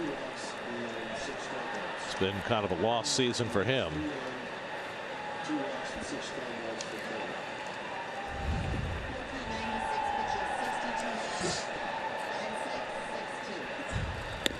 And Drew takes a slider for a strike. 6 for 22 as a pinch hitter, 3 home runs, 6 RBIs. He's only had 107 at bats all year, after playing a full season with the Yankees last year. Let's see what he's done for his career pinch hitting. Pretty good. Zimmerman at second with 1 out. And Drew takes a wild cut at a slider, and it's 0-2. Syndergaard's got good stuff tonight. Good breaking ball, throwing hard as always. You know he always brings that heater with him. But he's got good command of his breaking stuff tonight, and that makes him very, very difficult.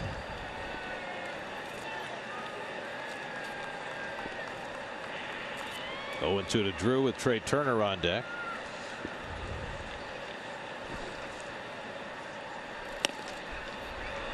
Off the corner.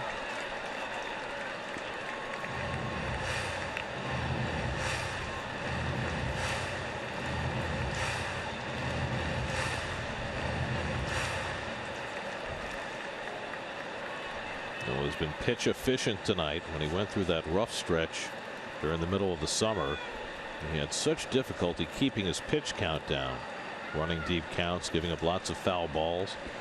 It's not been the case tonight. Well, it has not been the case over these last 4 or 5 starts. He lost the command of his breaking ball. That's what was his issue, and now he's rediscovered it for quite some time, and he's been pitching terrific.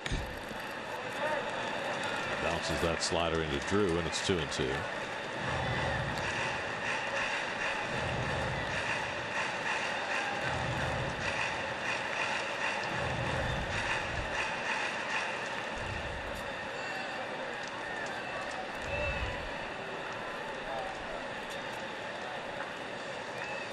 It's a sight those guys like to see.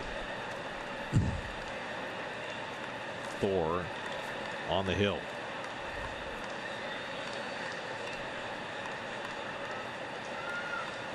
2-2 coming, and Drew fouls off the fastball. 99.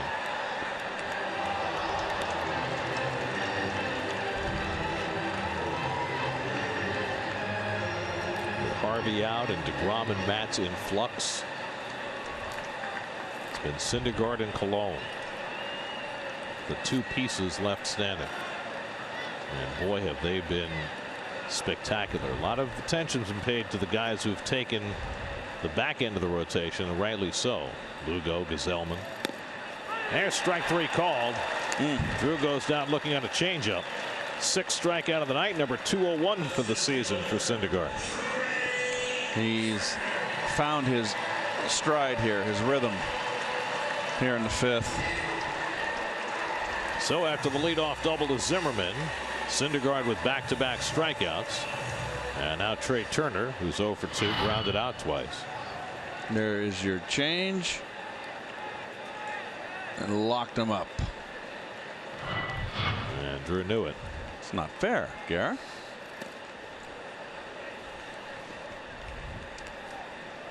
What does fairness have to do with it? That's a rhyme. It's not fair, Garrett. It's a stretch, but I'll give it to you.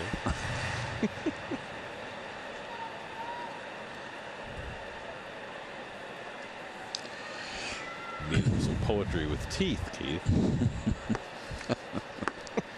Oh.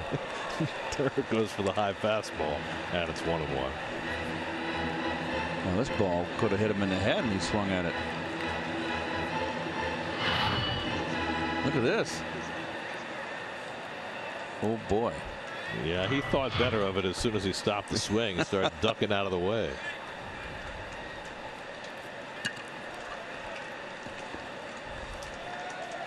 Zimmerman at second with 2 down.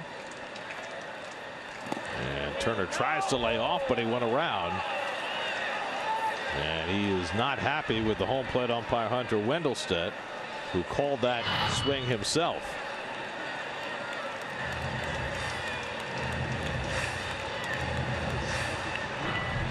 I don't think that was a swing, but the umpire did. Yeah, even if he did, it's probably more judicious to ask the first base umpire for help. But Wendelstedt made the call himself, and now it's 1-2.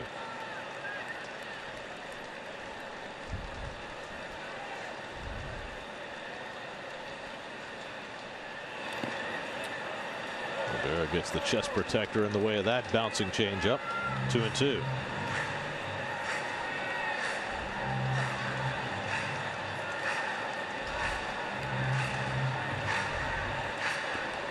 Been Noah's hardest working inning. He's thrown 20 pitches already here in the 5th. But 2 strikeouts.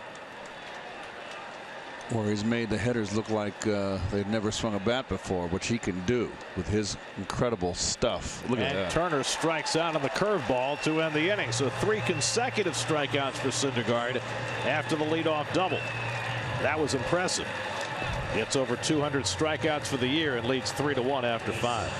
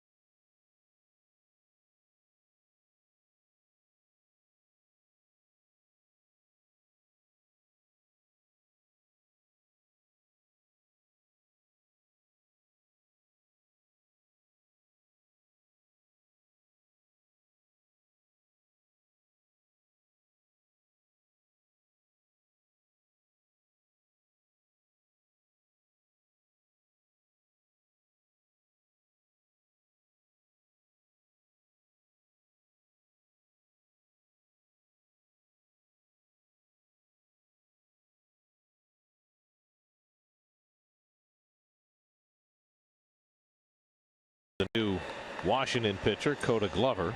Great arm, Glover. Hard thrower. Dusty Baker very high on this young man. Syndergaard has a base hit tonight, 1 for 2. So we mentioned Syndergaard's slugging percentage. We now have it. There's the numbers on Glover. His slugging percentage is .389, Gare. It's not bad for a pitcher. How does that compare to the Mets team? .415. The Mets are ranked at .415. They're ranked 6th in the National League.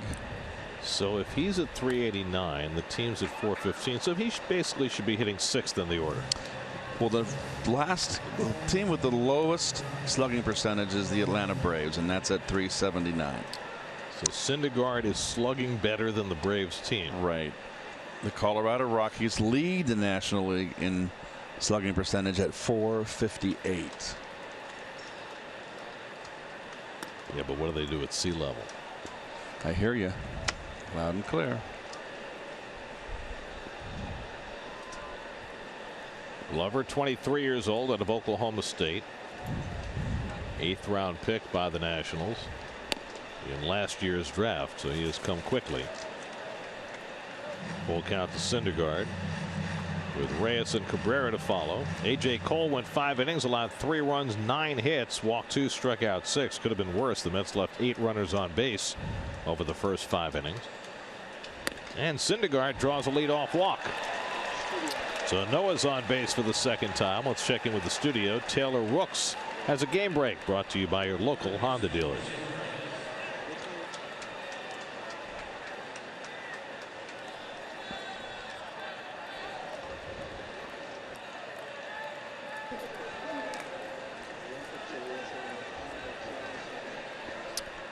Taylor, thank you. Welcome to the SNY family.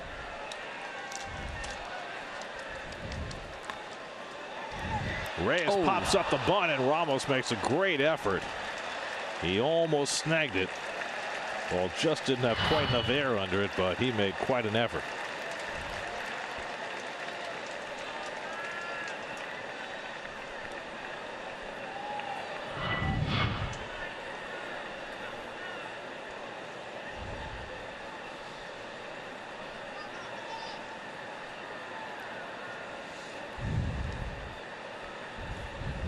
So Ramos gets himself reconstituted, and Reyes hits one in the air to right, chasing Harper back a few strides. And that's the first out. Reyes now 0 for 4 on the night.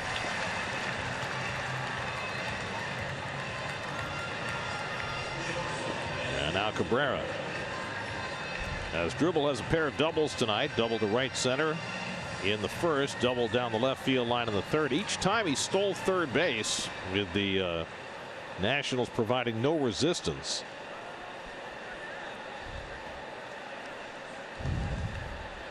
As they were in the shift, and Cabrera was able to fairly walk to third base.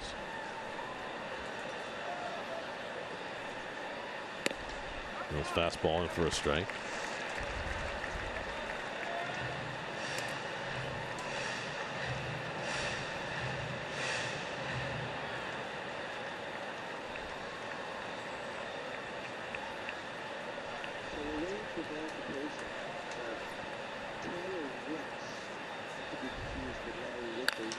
Pulled to right field, right at Harper, and that's the second out. Another shot off the bat of Cabrera, and there are 2 away.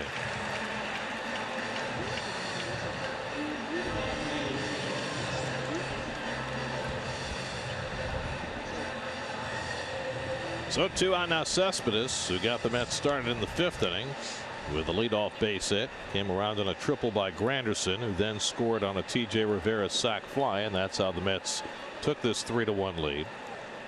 Meanwhile, the Cardinals have just tied up the Cubs. Aledmys Diaz just back from the disabled list with that broken thumb, 2-run homer to get the Cardinals even. He's been out for more than a month with that broken thumb after he was hit by a pitch, and so a big addition for the Cardinals. Diaz pinch hit last night, his first at bat back from the DL, starting tonight, and he hits the 2-run homer to get the Cardinals even against Jason Hamill. 2-0 now to Cespedes. Diaz was having a rookie of the year caliber season before he went down. And Corey Seager's now got that award pretty much locked up.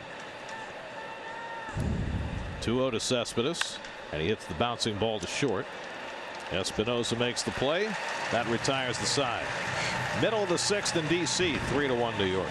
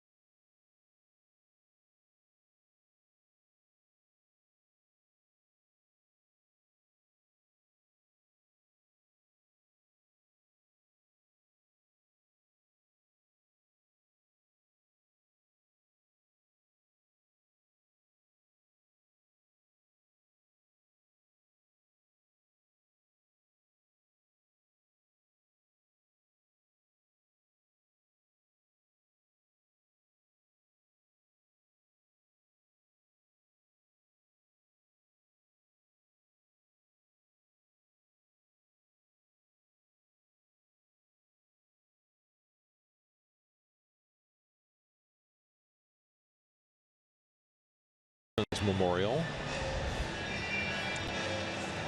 The real pretty landmarks here in D.C.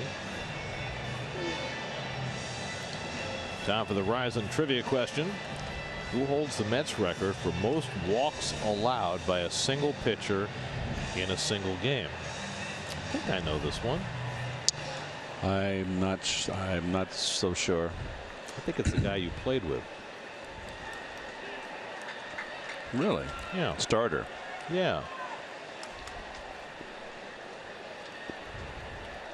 Well, it would have to be a starter.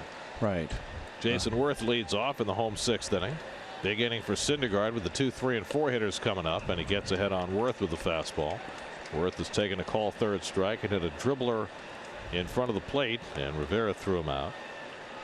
Syndergaard's given up 3 hits over the first 5 innings, struck out 7.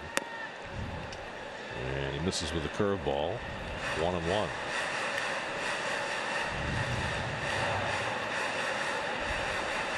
Syndergaard tonight clearing the 200 strikeout plateau.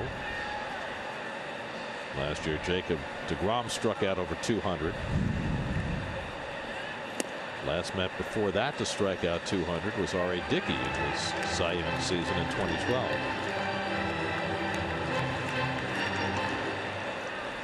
Daniel Murphy on deck, then Bryce Harper in the 6th. And Worth takes a fastball for a strike. 2-2. We have an alert. Alert. They've gone to the 3rd. Warning. Warning. Danger, Will Robinson. Thank you for that. 2-2 coming. And Worth takes strike 3 call. Fastball got him looking. That's 4 consecutive strikeouts for Noah Syndergaard, his 8th of the night.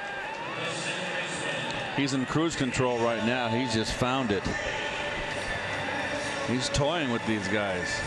Well, once he got to 200 strikeouts, he hasn't done anything but strike people out. There's Murphy, who's been held in check so far tonight.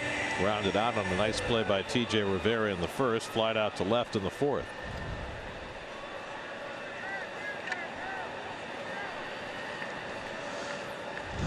Murph now 2 for 11 against Syndergaard, which makes him really the only Mets starter who's been able to keep Murphy down. Murph has 28 hits against the Mets in the first 17 games these two teams have played, including 7 home runs.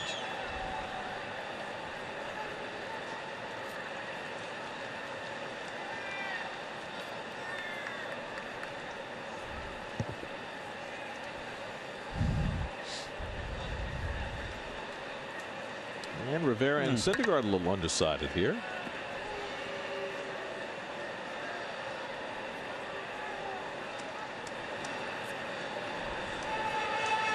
They have been in terrific sync ever since they've been paired up.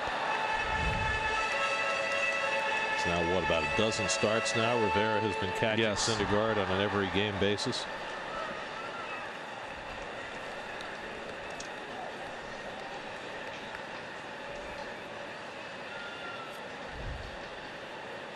And Murphy rifles one down the right field line, and that'll go to the corner.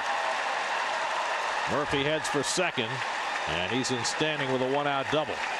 Daniel Murphy is now hitting all 18 games against the Mets this year. Well, he's a hitter. 45th double. Boom. Fastball down out over the plate. That's ripped.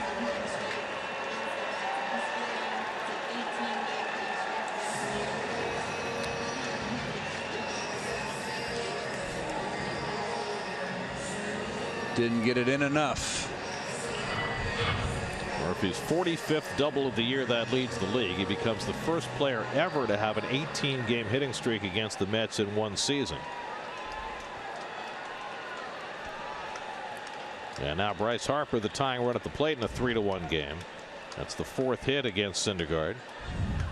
And Harper takes a strike, a changeup. The last major leaguer to produce a hitting streak this long against a team he played for the previous year was Hall of Famer George Kell for the Tigers against the Philadelphia A's in 1947, a year after he was traded from the A's to the Tigers. He hit in 20 straight games that year against the A's. So what's that, 69 years ago? So Murph making history on the run.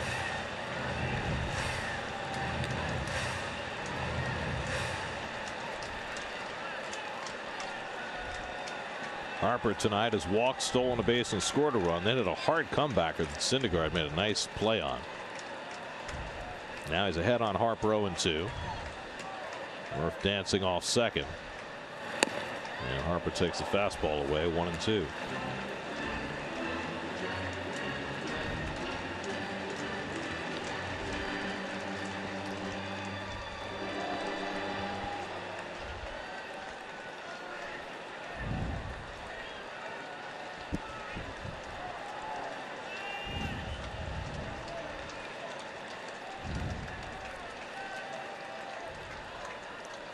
One-two coming. Struck him out. Syndergaard runs the slider in on Harper for his 9th strikeout of the night. 2 out. He has just got the best command of his slider I've seen in more than a few starts.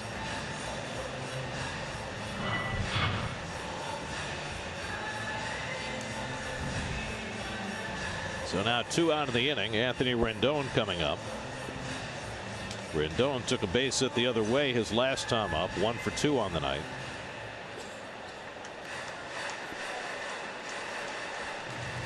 Syndergaard has walked 1, struck out 9, allowed 1 run and 4 hits. Murphy at second with 2 out. Rendon the tying run at the plate in a 3-1 game.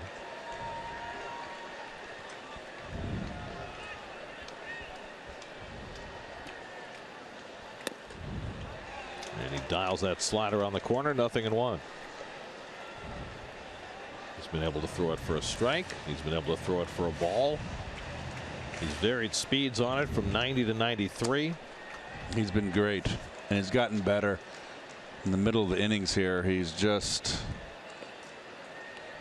As you said, Gary, when he got the 200 strikeouts, he just hasn't. He's been right on. Well, now he's at 204 and counting.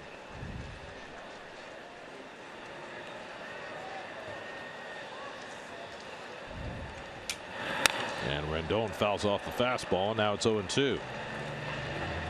He's a hitter you don't want to be 0-2 with the Noah, with the stuff he's got working tonight.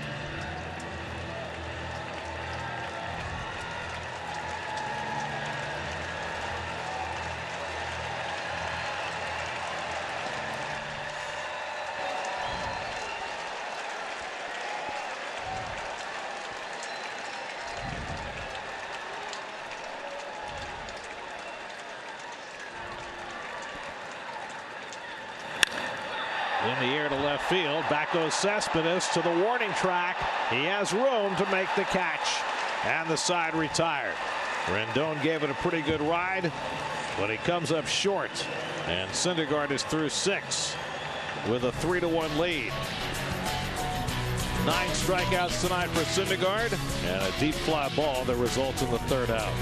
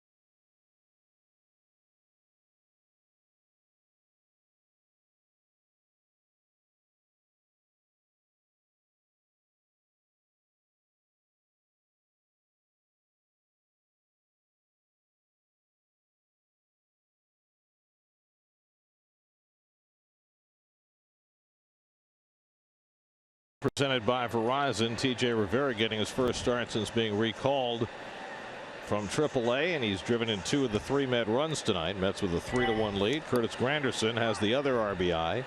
He hit a go-ahead triple that scored Cespedes in the 5th inning. Facing Coda Glover, who works his 2nd inning in relief, and it's pulled down to Zimmerman, and this time he makes the play. Ball came up for him. Ball got by him the last time off the bat of Granderson. Not this time. 1 out. Too little too late though, Gary. The horses are out of the barn. Mets got 2 runs in that inning, but nice play nonetheless. That was a tough hop. The difference was he was playing back. The other time he was holding the runner on. And this time he kept the Appaloosa inside. 1 out. Jay Bruce, who's 0 for 2 in a walk.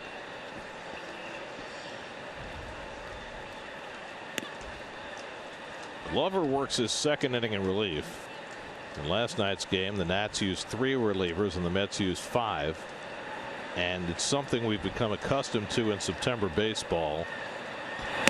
Reliever after reliever being used in these games, with the rosters having expanded. Last night in Major League Baseball, there were 15 games played and 142 pitchers used. 142. Almost 10 per game. It's check in with Steve Gelb. Steve?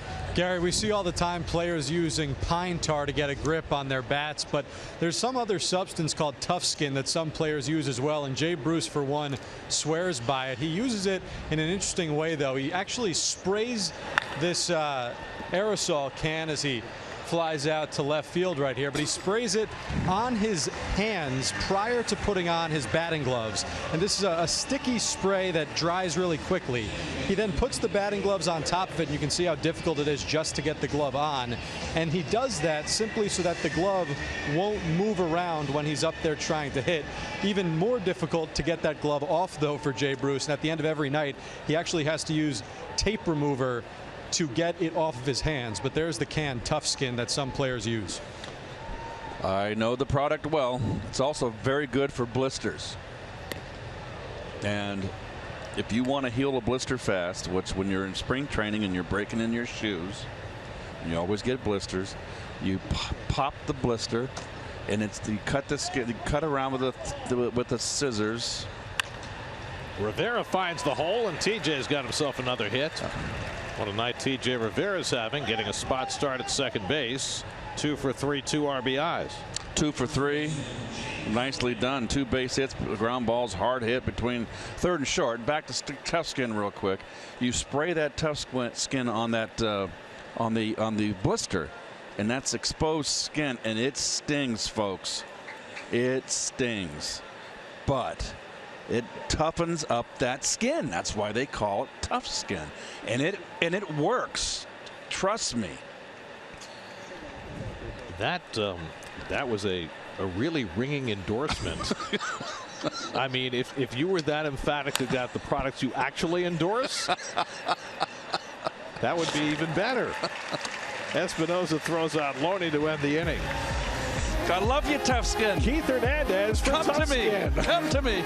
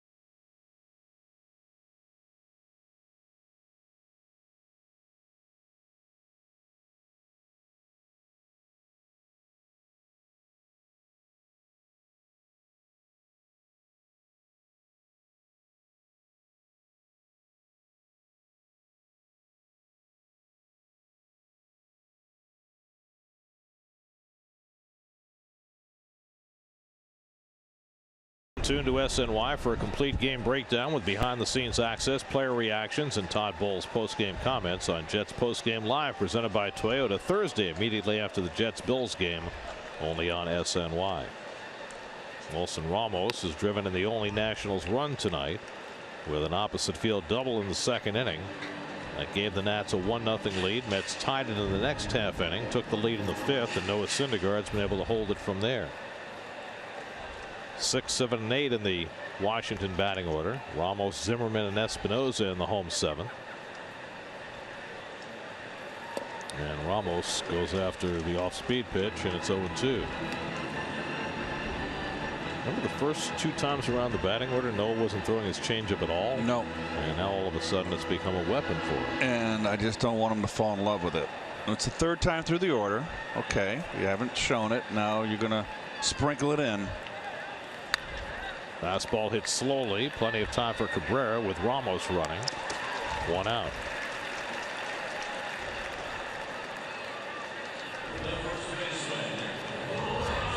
Lucas Giolito is up in the Nationals bullpen. Mets saw him earlier this year as a starting pitcher. That's Kelly, isn't it? That's actually Sean Kelly, not Giolito. Kelly with the EY at the end. Unusual spelling. I think Giolito was up a moment ago. He was. And he sat down. Anyway, that's Kelly. Not Kelly Johnson and not Ty Kelly, but Sean Kelly. Here's Ryan Zimmerman, who's 1 for 2, doubled his last time up. Oh, boys, he got a breaking ball. That was the curveball, and he got it in for a strike. He's just got it on, man. Let me tell you, the 5th inning, he's just got that thing in 5th gear on the interstate. Zoom, zoom. And he comes right back with another curveball and gets ahead on Zimmerman. 0-2. Mets will get the bullpen cranking here in the 7th as Syndergaard's up over 90 pitches. Fernando Salas and Jerry Blevins are up. But boy, this would appear to be one of those nights, unless Syndergaard feels like he's running out of gas, where you'd want to push him.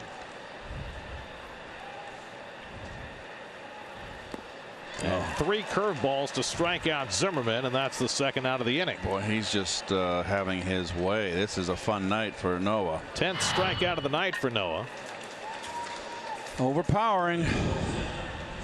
All-star stuff. That's his 5th double-digit strikeout game of the season and the 10th of his career. And his first since June the 15th, when he struck out 11 against Pittsburgh. So it's been nearly 3 months since Noah had a double-digit strikeout game, and he's got one tonight. So 2 out and nobody on. Now Espinosa takes a fastball for a strike. Espinosa has struck out twice tonight.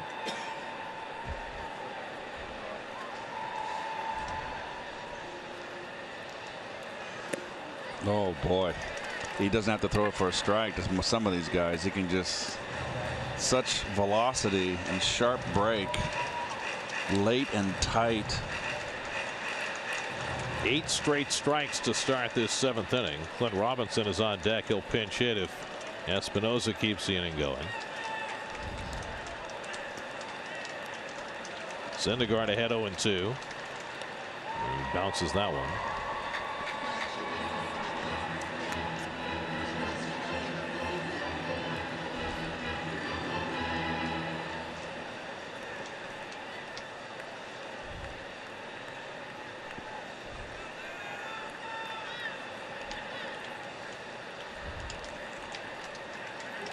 One-two coming. And that bounces right into the Nationals dugout. Let's answer our Verizon trivia question. We asked you who holds the Mets record for walks in a game. I think it's Mike Torres, isn't it? Yeah. Oh boy. Really? Told you played with him. Wow. How did Mike Torres walk 10 guys? That's a lot of walks. Jeez, Mike. Mike is known for a whole bunch of things in his big league career. He had a nice career, you know. He almost won 200 ball games. Pop straight up. Rivera waiting for it to come down. Side retire. As Bob Murphy used to say, he could have hit that in a silo. Very Oklahoma, I am. 3-1 Mets after 7.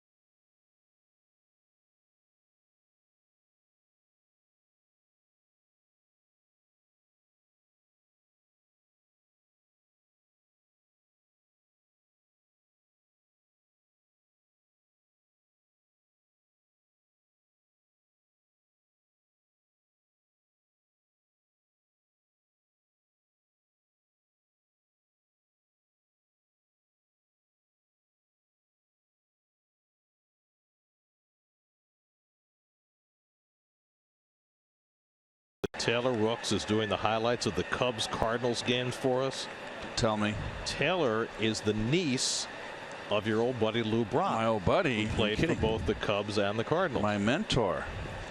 How about that? I can't wait to meet her. Sean Kelly will pitch the 8th inning. Rene Rivera leads off. First pitch swinging. Pops one up to shortstop. And Espinosa grabs it. 1 pitch, 1 out for Kelly. Meanwhile, Noah Syndergaard, after 99 pitches, appears to be done for the night. Got the handshake as soon as he walked off following the bottom of the 7th. Dominant night for Syndergaard. 1 run, 4 hits, 10 strikeouts over 7. And now Kelly Johnson will bat for him.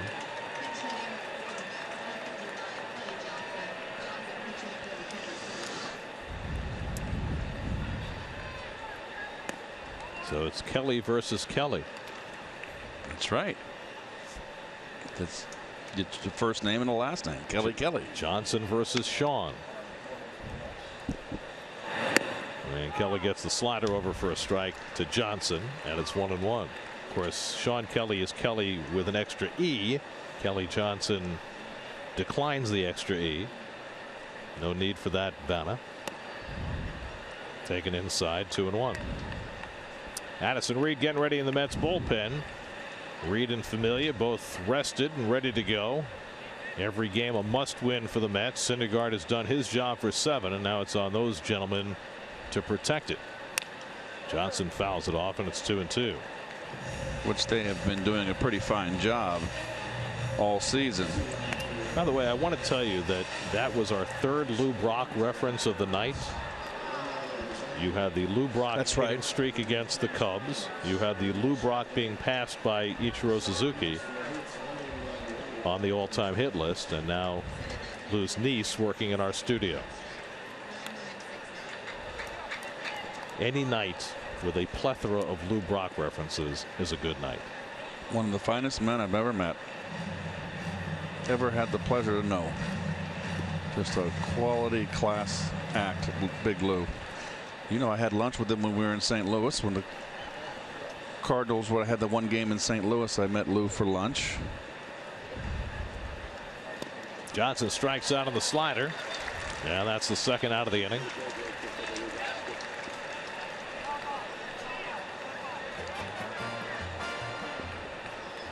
Kelly racing over to get the ball. Now, wait a second. What happened on that last pitch? Well, it was dropped. What happened? Yeah, did he foul tip it?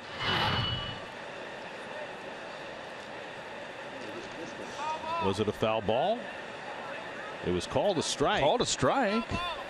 Johnson thought he was struck out, and now the home plate umpire Hunter Wendelstedt is telling the Nationals dugout that it was a foul ball, not held by Ramos. The problem is that Hunter signaled strike. He didn't signal foul ball. Right. And that confused everybody. Yes. So he's getting a little. He says it's a foul ball and ended up on the ground. The problem, Hunter, is that you signaled strike, and that's why Dusty thought it was a strike. Right. And so did we. But it did appear on replay that maybe Kelly Johnson did get his bat on it. Kelly was walking. I think that's the other thing Dusty's saying. Kelly Johnson was walking away as though he did not believe that he had foul tipped it. In any event, the at-bat will continue.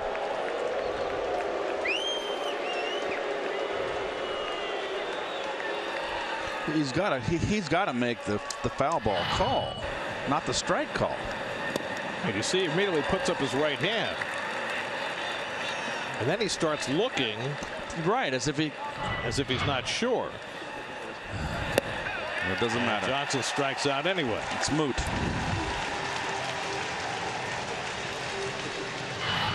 Normally, if a ball is foul tipped and held by the catcher, the umpire will signal with a specific call of foul tip caught. That's not what Hunter Wendelstedt did. He simply put up his right hand as though it was a swinging strike.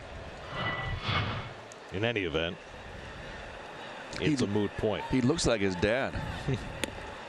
I just thought I'd throw that in there. Of course, Harry Wendelstedt, longtime National League umpire. And a good umpire. One of the great dispositions for an umpire, too, with Harry. You could argue with him, and good man. Slaps one to short.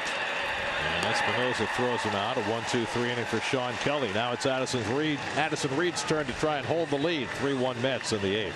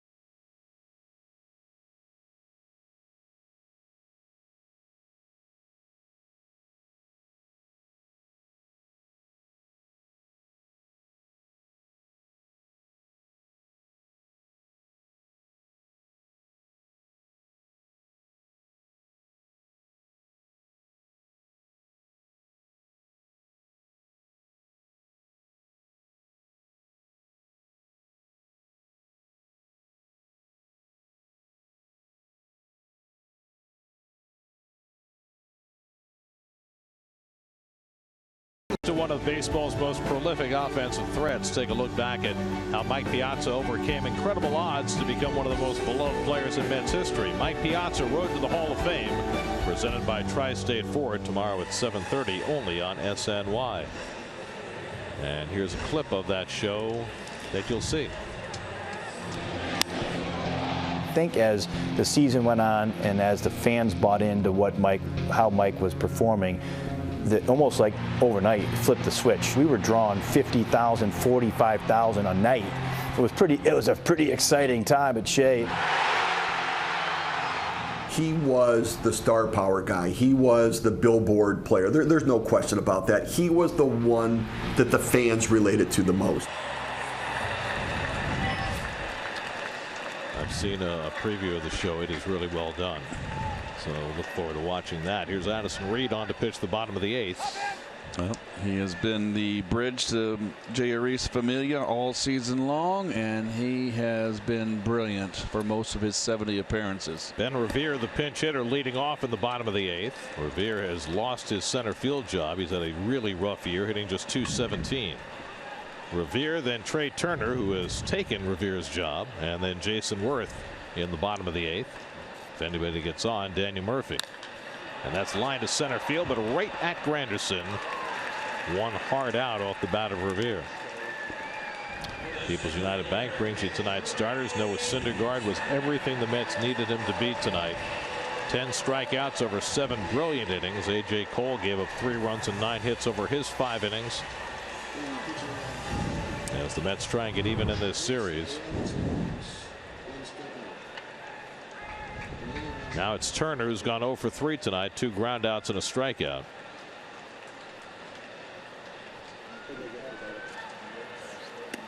And Turner takes a fastball for a strike.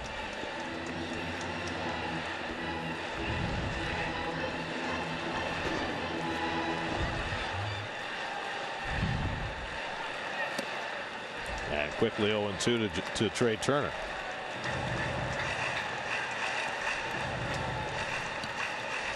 That Addison Reed fastball never ceases to surprise people.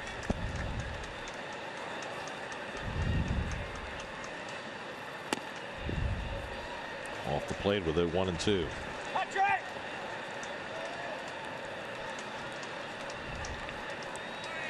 Reed's had a couple of days off. Last pitch Saturday in Atlanta. And Turner fouls back the fastball. Still 1-2. Syndergaard, with his performance tonight, lowered his ERA to 2.43, second in the National League behind Kyle Hendricks. He continues to turn it on down the stretch of the season. 1-2 coming. And the slider down low, 2-2.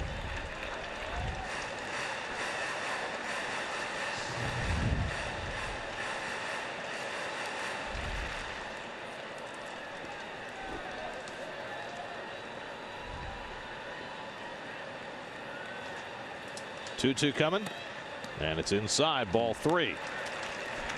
If you are a fan of the hold statistic, and I know it's one we never talk about, Addison Reed has had 35 holds this year, which is the most for any reliever in Mets history, in concert with Familia having more saves than any reliever in Mets history.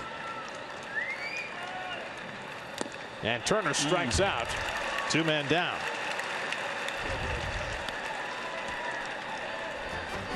New York Mets baseball on SNY is brought to you by StubHub. Looking for great seats? Head to StubHub, the official ticket marketplace of the New York Mets. By Bob's Discount Furniture. Shop in store or online at mybobs.com. And by the JetBlue Card. 2 out and nobody on. Now Jason Worth, who's 0 for 3 tonight, struck out twice and hit a dribbler in front of the plate against Syndergaard. And the quick pitch by Reed in for a strike. Well, this is a huge batter for Reed. You do not want Murphy coming to the plate as the tying run. Jerry Blevins is up in the bullpen. And it might be a rare time, if it does happen, that Reed may be lifted. Who knows? Boy, I'll tell you what, that would be a tough call to make. Yes, it would. Blevins has not been particularly dominant against the left-handers this year. 0-2 coming. And Worth makes that point moot as he strikes out on 3 pitches. Addison Reed with a 1-2-3 bottom of the 8th with a couple of strikeouts. Met pitchers have struck out 12 tonight. 3-1 going to the 9th.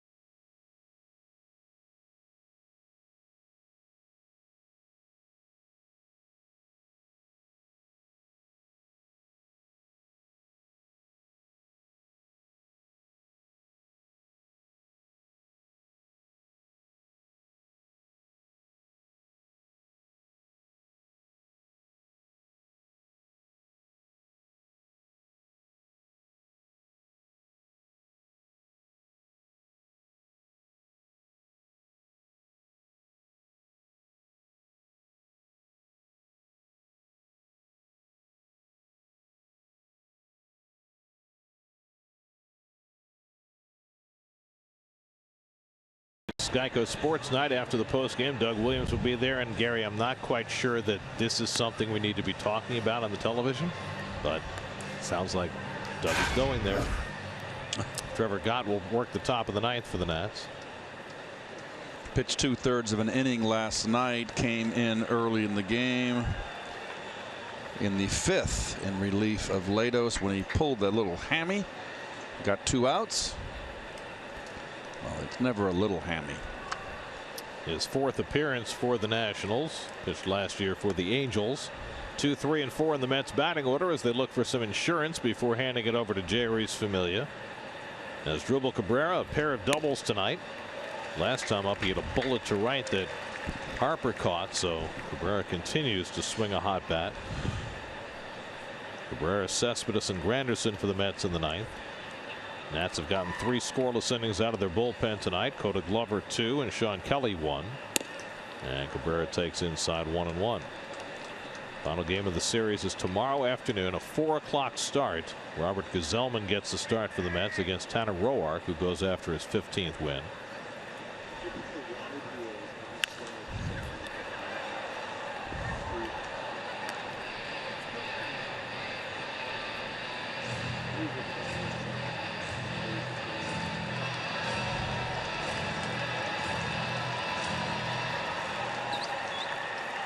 Look how widespread God is, much like Santana, former Met, a no-hitter specialist, the only Met to throw a no-hitter. Zimmerman handles Cabrera's ground ball for the first out. I always thought watching Santana with those feet spread wide that it was a very defiant pose, almost like a gunslinger. Right. It's like, okay, I'm ready. Draw. Well, you don't want to challenge this guy to a draw with the quickness of his bat. Cespedes 1 for 4 tonight. That's not a big guy, just 6 feet 185, much as Santana was not a tall pitcher.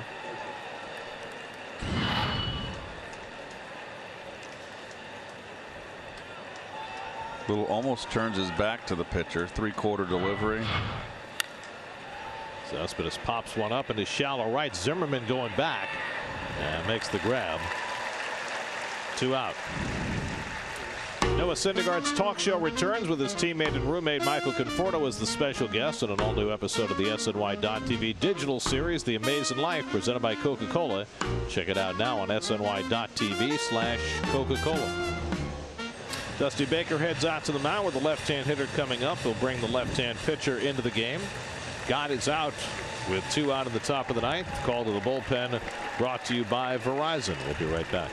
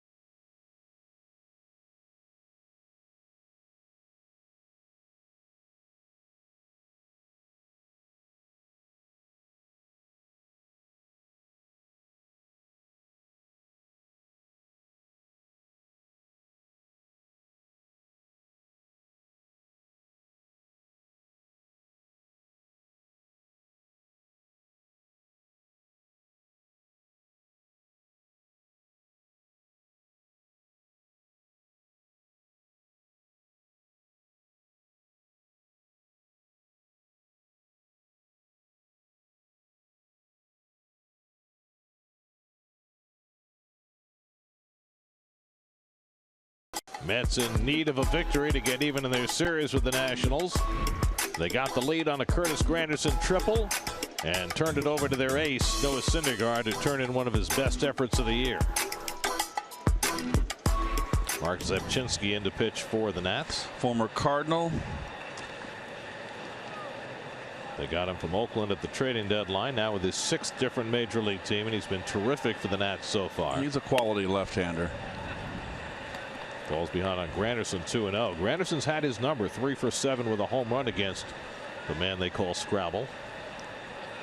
Although you need the Super Scrabble edition to get the Scrabble game with the 2 Z's. Because of his name, that's right. Unless you use the blank square as a second Z, then you can use the regular Scrabble game.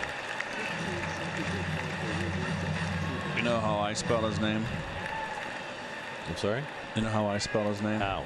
So I can pronounce it correctly. I put Chin, C-H-I-N, so I can pronounce it correctly. Just fine as long as you're not doing graphics. It's just right. Right back to Zepchinski. And he makes the toss to end the inning. So Zepchinski finishes off a 1-2-3 ninth, and now Jerry's Familia will bid for his 49th save of the year. He's got to start by getting Daniel Murphy. Murphy, with a double his last time up, has hit in 18 straight games against his old team, and that's where the path begins for Familia in the bottom of the ninth, with the Mets up 3-1.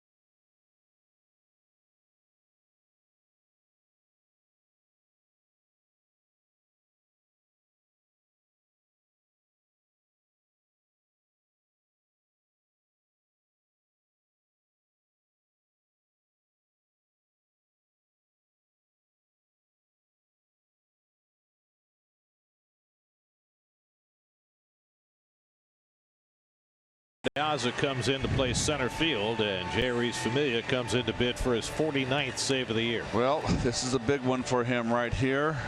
Every game important. He's got to nail this down. He's been pretty good at it, Gare. So he's been beyond that.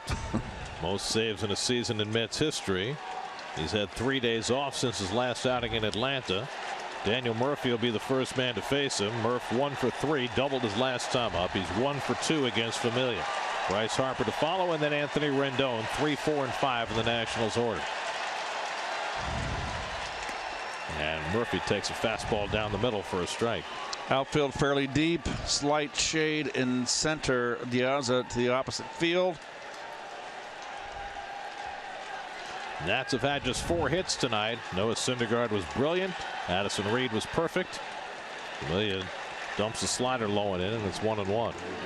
Jerry's going for save number 49, which would tie the record for saves in a season by a Dominican-born closer. Jose Valverde had 49 saves in 2011. Francisco Cordero had the same in 2004. And now Familia trying to get to 49 tonight. And Murphy yanks one foul, and it's 1-2.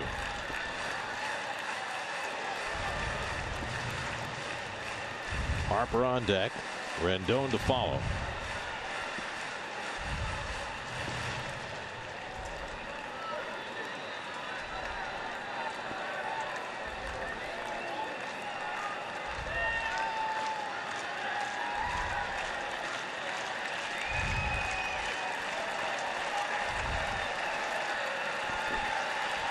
One-two coming.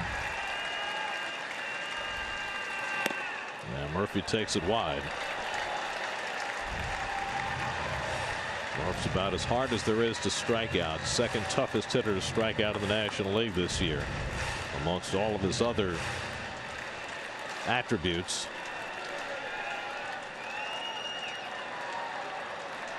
Trying to get aboard to get the tying run to the plate for the Nats in the ninth. 2-2 from Familia. And Murphy fouls off the fastball. 98 from Jay Reese.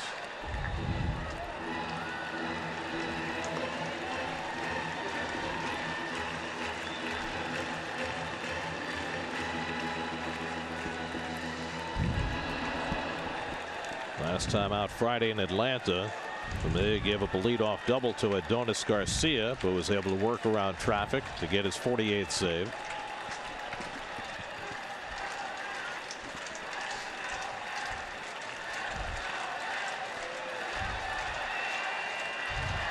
Again, the 2-2. And he just got a piece of that. That ball almost bounced, and somehow Murphy was able to get a piece. Barely. And he did get a piece. Rivera immediately started after it, but it was indeed a foul ball. Murph turned umpire there, too. Jeez, Murph, put the blue on. Get the mask, put it on.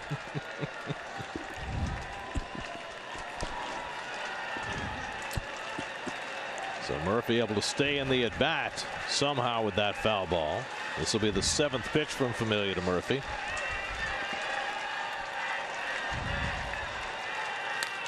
And a bouncing ball toward the middle. Rivera on the backhand, up and throwing, not in time. Murphy beat it out.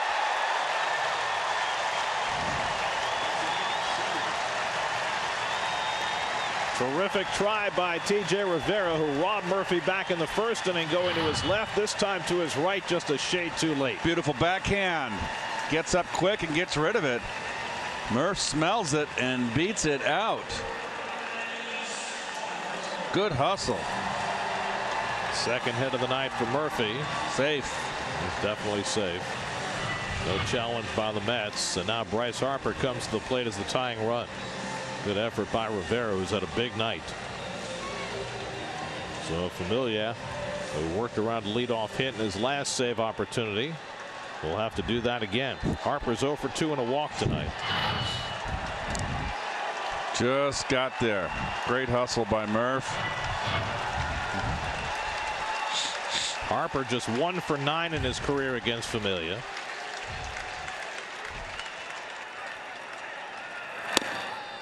And that's on the inside corner at the knees, 0-1. Yeah, I had some mustard on it. You know, not just 1 for 9, but 7 strikeouts against Jerry's.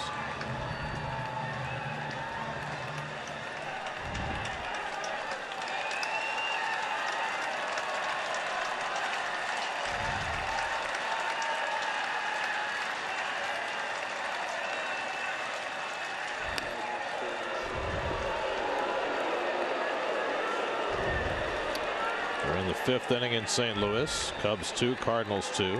That's a half game in front of the Cardinals, a game and a half behind the Giants, who have yet to start against San Diego.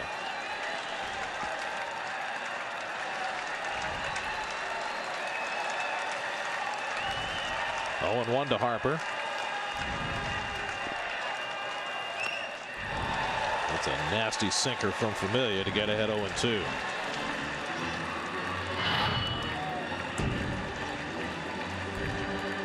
Boy, that ball didn't even start out a strike.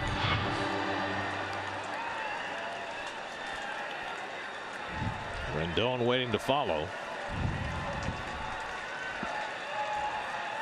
Does he go up or does he stay down? Stay away. That's all I care about right now. Just stay away.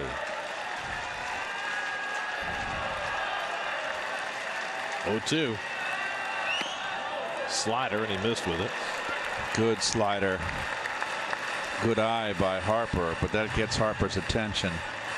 Maybe run that fastball up and away right now, Gare, for the put away pitch.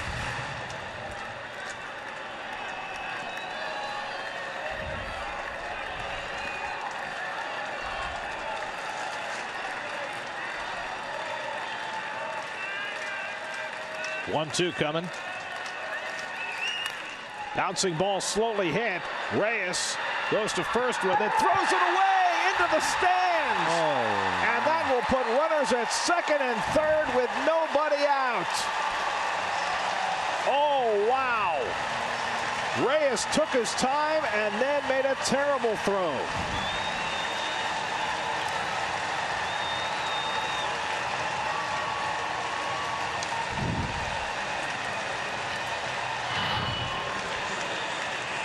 He didn't take his time, Gary. He got rid of it quick, and he just made a bad throw. And it's the hustle of Harper that rushes Reyes. I guess what I meant was he took his time coming in on the ball, as opposed to charging it hard. But he still had you're not going to get the force out. So get the lead runner means nothing. Get the easy out at first. He just threw it away. So now the tying runs are in scoring position with nobody out. Mets will play the infield back. The run at third means nothing. The run at second means everything. Rendon the batter, and the slider in the dirt knocked down by Rivera. So an infield hit and an infield error, and the Nationals have the table set. Good block.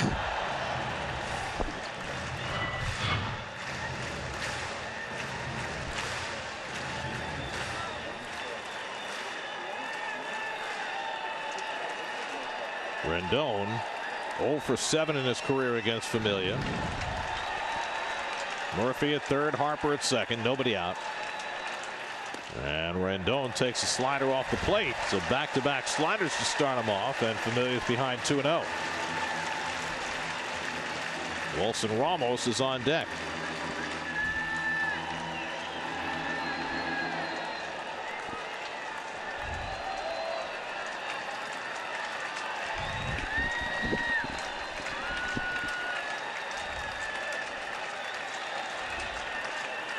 Two and 0 to Rendon. There's a strike. 2-1.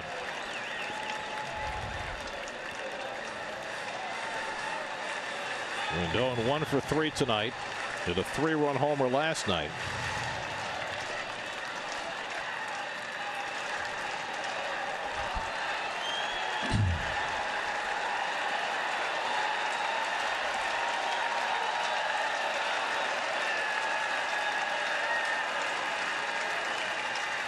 And Rendon hits one sharply past Reyes, base hit. Murphy is in. Here comes Harper. He'll stop at third as Cespedes gets it in. It's now a 3-2 Met lead, and the tying runs on third with nobody out.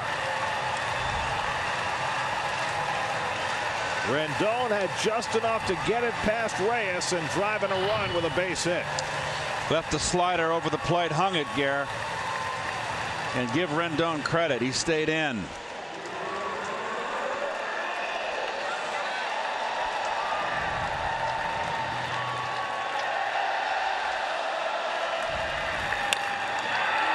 Got to kind of freeze there for Harper, so that prevented him from scoring. So now the tying run is at third. The potential winning run is at first with nobody out. The Mets are going to play their middle infield at double play depth and concede the tying run to try and get 2 outs with Wilson Ramos at the plate. Ramos is 1 for 3, doubled home a run back in the second. Pound that sinker in on his hands. Don't throw him away. Ramos goes that way naturally. He's got a big hole with Loney holding the runner on first.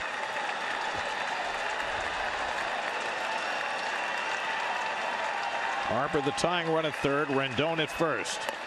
And the sinker low and in for ball 1. Boy, oh boy. See the numbers on Ramos getting a runner in from third. He's been above the league average. Familia's faced 3 batters, retired none. There goes Rendon, a ground ball back to Familia, past him, grabbed by Rivera. He has no play, and the game is tied. My goodness. With Rendon running on the pitch, it was past Familia, and by the time Rivera got to it, there was nothing he could do with it. It's an infield single for Ramos to bring in the tying run, and it's 3-3. And the Nationals have a potential winning run at second with nobody out. Very interesting with Rendon running. Wow. Down a run. What a surprise. Familia just doesn't make the play. And the roof is falling. Now, Gary, what would you do with a struggling Ryan Zimmerman? Would you bunt him? I don't think that's even in the playbook, is it?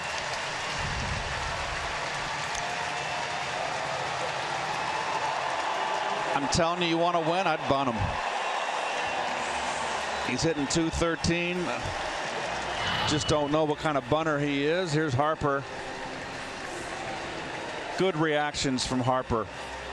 He had to hold because if Familia makes the play, once it got by him, very good base running. Wilmer Defoe is coming to pinch run for Harper for Ramos at first base. So now the winning run at second, Rendon. Nobody out. 2 runs home here in the bottom of the 9th. And now Zimmerman is 1 for 3. The Mets are not looking for the bunt. And now Reyes and Loney creep in a few steps. You just don't know. The one thing you don't want if you're a National is a double play. And he does square, and he bunts it foul. I agree with this play here. Put it at second and third and win this game. This guy's hitting .213. If it's the Ryan Zimmerman of old, you let him swing. Can he put the bunt down? How many times has Ryan Zimmerman bunted in his career? He has 1 sacrifice bunt in his career. It came 10 years ago. You are so sharp, Gary. 2006, the only time he was asked to sacrifice and was successful doing it. Will he bunt again? Loney's creeping in from first. He's ready to swing, and he takes a strike, and it's 0-2. That was a pitch for him to hit. Up.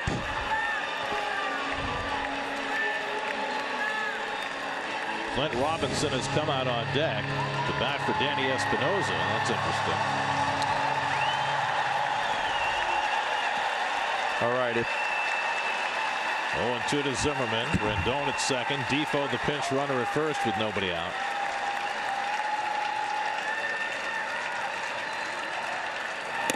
Now the fastball inside, 1-2.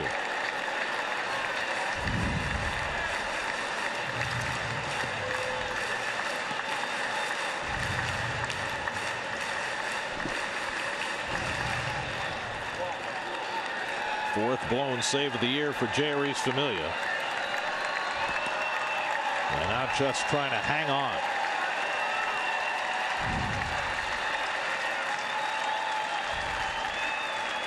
One-two coming. A little flare caught by Loney and the runner's hold. A broken bat humpback liner for the first out of the inning. That was not even a humpback liner. That was a jam shot. From my vantage point here, boy, I thought it was going to be a bloop and the ball game over. So now 1 out, and Robinson will bat for Espinosa. Now Espinosa is a big strikeout threat, but Robinson's more of a double play threat. So it's an interesting call by Dusty Baker. Mets have got to be very careful here with Rendon on second base. They better keep an eye on him and not let him even entertain the slightest thought of trying to steal third base. So Rendon is on second. Defoe at first with 1 out. Robinson at the plate. Chris Heisey is on deck to pinch hit for the pitcher. Familia finally getting it out on the jam shot by Zimmerman. After giving up 2 runs, Reyes' throwing error right in the middle of all that, really putting a crimp in this 9th inning for the Mets.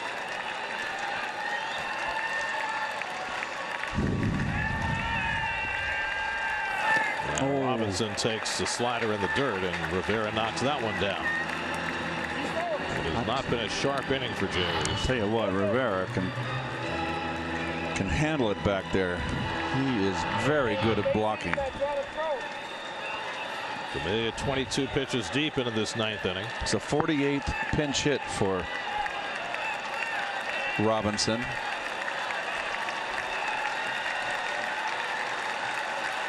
Familia needs a ground ball. And he gets the fastball in for a strike. 1-1. Rendon was dancing off second base. Yes, he right was before that pitch. Yes, he was.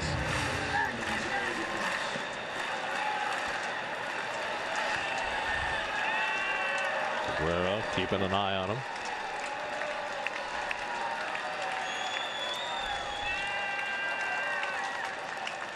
One and one to Robinson, and he goes after the sinker, and it's 1-2.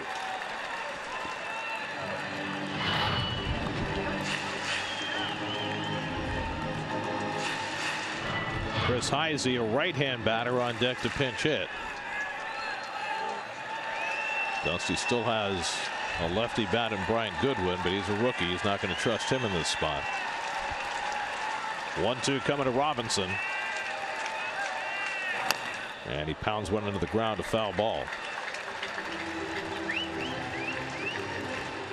It's no easy task coming off the bench and facing Familia. Familia's kind of backed off now. He needs a double play, Gary. He's not humping up for the fastball when he needed the strikeout. He's taking a little off, getting a little more sink, hoping to get Robinson to roll it over for a double play.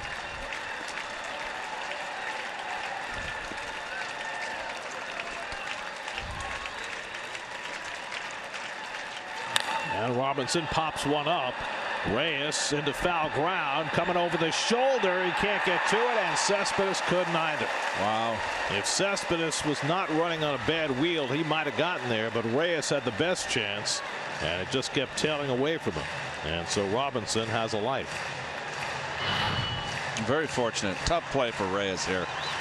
You can see Cespedes trying to get there, but that thigh is still just not allowing him to bust it full out. He's limping back to his position now.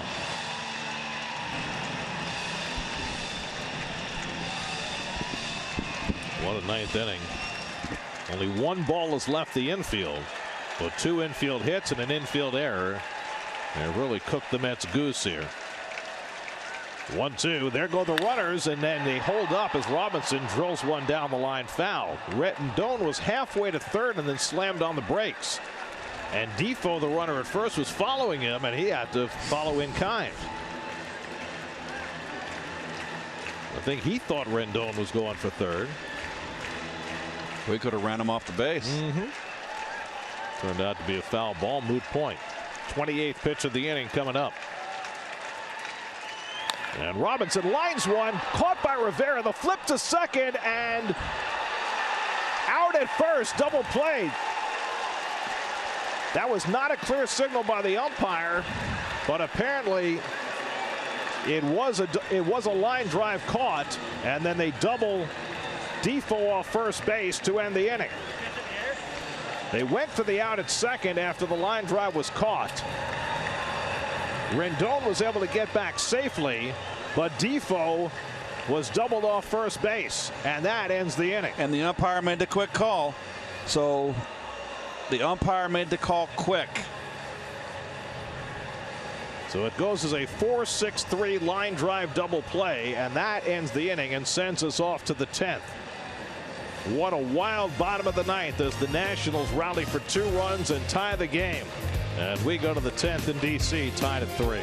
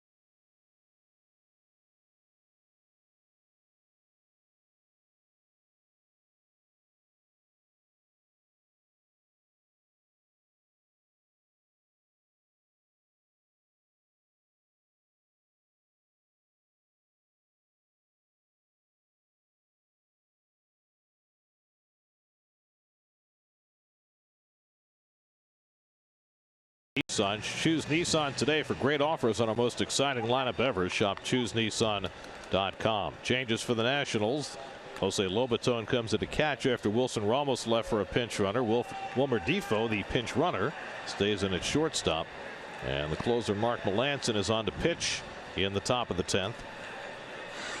Got him from the Pirates. He's one of the best stoppers in the game. Jay Bruce leads off in the 10th inning for New York. Well, what a wild bottom of the 9th that was. Reyes has been two infield hits, and Jose Reyes, who has been so good defensively, making that throwing error that really brought the whole inning down.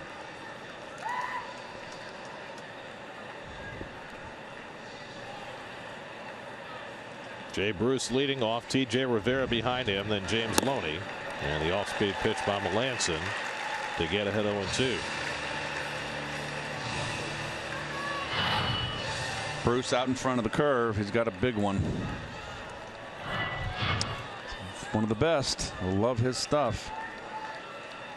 Bruce is 0 for 3 and a walk tonight. And a little tapper over the glove of Melancon. Difo in to play it. Quick throw just in time to get Bruce for the first out.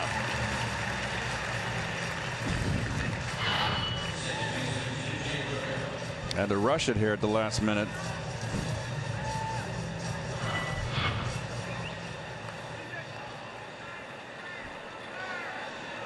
So 1 out and nobody on. Now T.J. Rivera, who's been right in the middle of everything today for the Mets.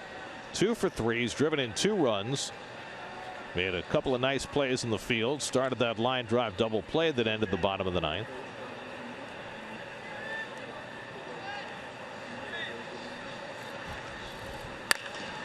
And Rivera whacks one foul. 0-1. Hansel Robles is up in the Mets bullpen. Hard to believe they'd bring Familia back for another inning. No, they won't do that. Way too many pitches. Nope. Wound up throwing 29 pitches in that inning.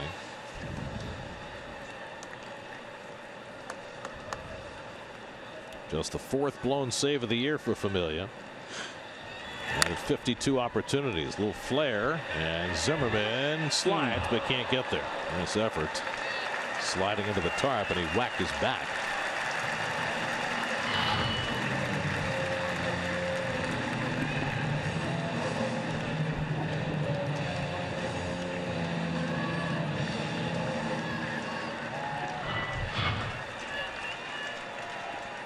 So Zimmerman dusts himself off, and Rivera steps back in.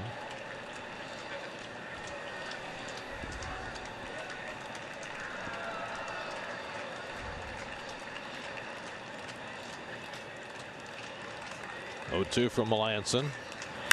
And he whacks it to deep left field. Back goes Worth, looking up, and it's out of here! T.J. Rivera gives the Mets the lead with his first major league home run. What a spot! T.J. Rivera, his 3rd hit, his 3rd RBI of the night, and he gives the Mets the lead in the top of the 10th, 4-3 New York.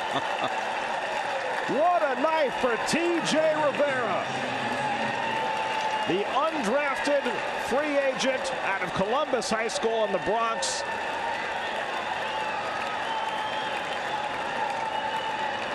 What a tremendous night, and what a big moment for the Mets rookie. Hanging, breaking ball, and this was a no-doubter. This was a line drive rocket.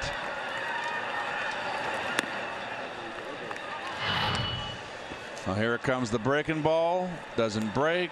Right into the wheelhouse. Nicely done, TJ. Not known as a home run hitter, but he sure looked like one there. And I just shortchanged his high school. He's from Lehman High School in the Bronx. Sorry, Lehman. Grew up in the Throgs Neck area. His family still lives there. And they are screaming in Throgs Neck tonight.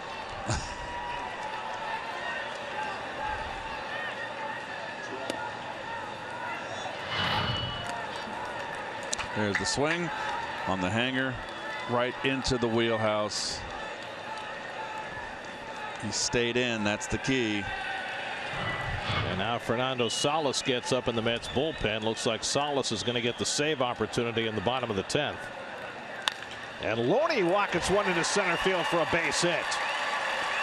Booted out there in center field by Turner. Loney takes a hard turn. He's going to go back and dives back in safely. So 2 hard hit balls in a row against Melanson. I can't recall the last time we saw that.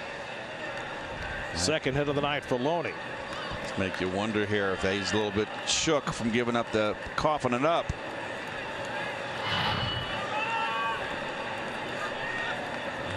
Oh, almost took his head off.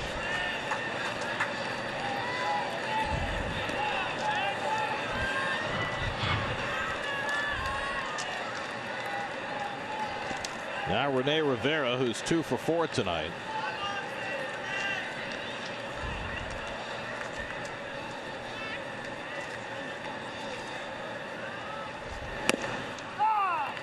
Rene takes a strike. TJ Rivera in 6 minor league seasons hit a total of 35 home runs, 11 of them this year in Las Vegas. But his first major league home run in his 45th major league at bat is as big as they come. And Rene lines one right to Zimmerman, who steps on the bag for the double play. That ends the inning. But TJ Rivera with his 3rd hit and his 3rd RBI of the night. His first big league home run gives the Mets the lead in the 10th.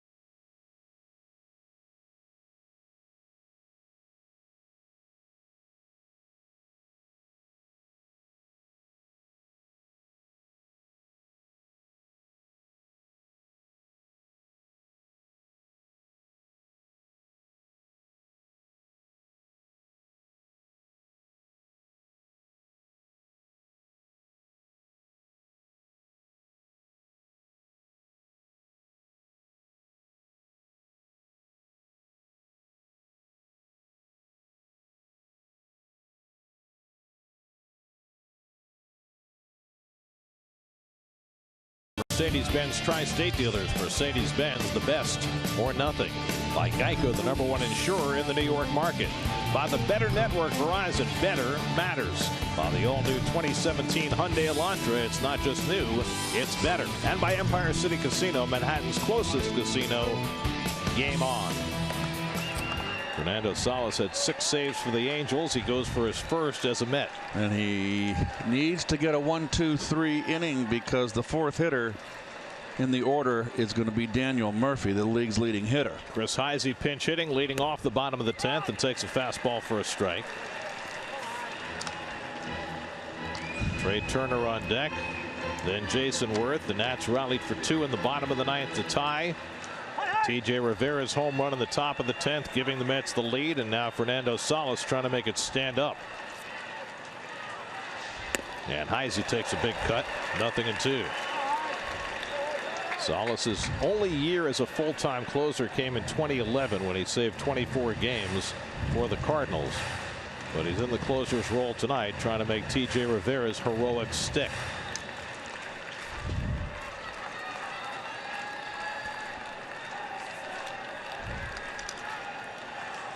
Oh, 0-2 to Heisey. Just off the corner. 1-2.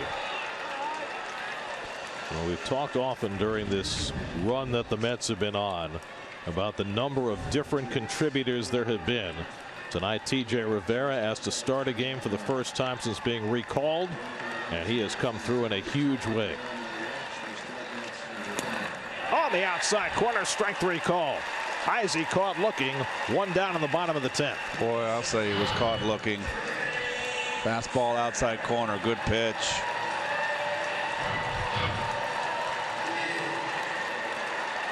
Now it's Turner, who's had a rough night.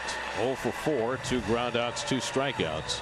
Met pitchers have struck out 13 tonight, starting with Noah Syndergaard, who struck out 10 over 7 innings. Breaking ball popped up. Behind second base goes Cabrera. 2 out. So Salas has set down the first 2 in the bottom of the 10th. And now the Nats are down to their final out with Jason Worth coming up.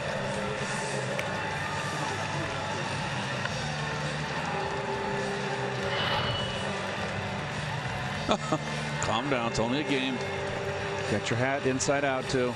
The way this game has gone, everybody's fingernails are down to the cuticle.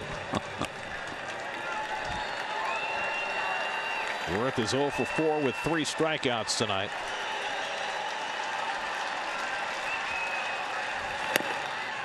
Up and away for ball 1. Salas knows what he's doing. 31-year-old from Mexico trying to get a huge out right here with Murphy standing on deck. And Worth goes after the slider. 1-1. Worth is 1 for 7 in his career against Fernando Salas. And the Mets acquired from the Angels at the end of August, and in a huge game in September. On the outside corner, now it's 1-2. Really spotting that fastball nicely. Sure is. I know what it is. He's on point here. It's a save. It's a big win. So now the Nationals are down to their final strike.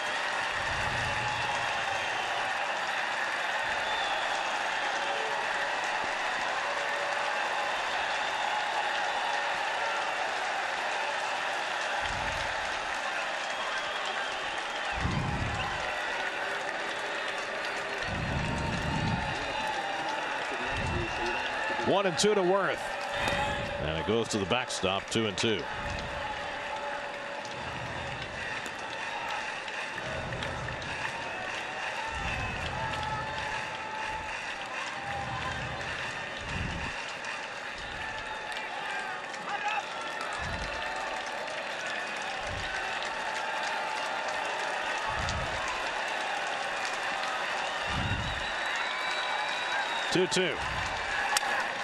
In the air, shallow left, falling fast, and that's down for a base hit.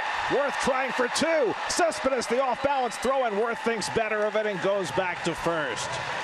He was cutting hard around first base, and when he saw Cespedes get to the ball, he thought better of it. And now Murphy will come to the plate with the tying run on base. Well, big out now, and that's going to bring Terry Collins up.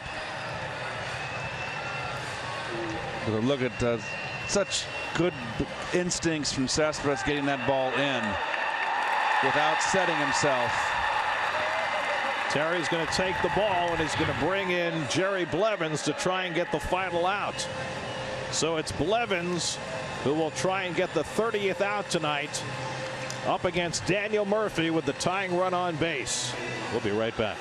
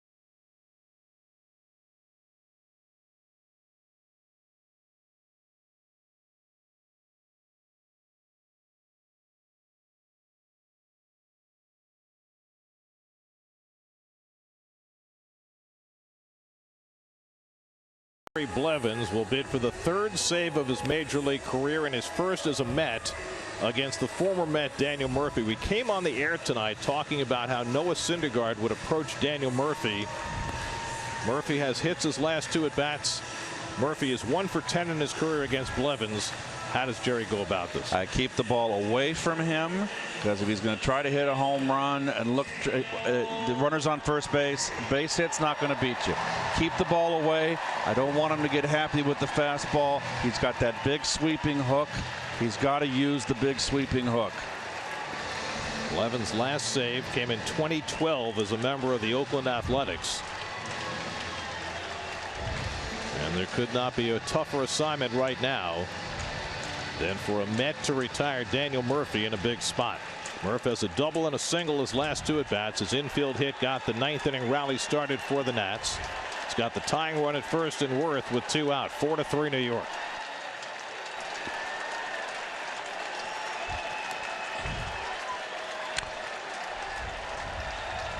Rivera playing on the outfield grass at second. Loney holding Worth at first.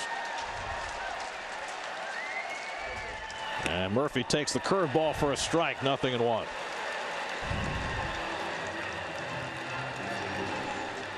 Don't want to leave the hook over the middle of the plate. Just keep the ball away.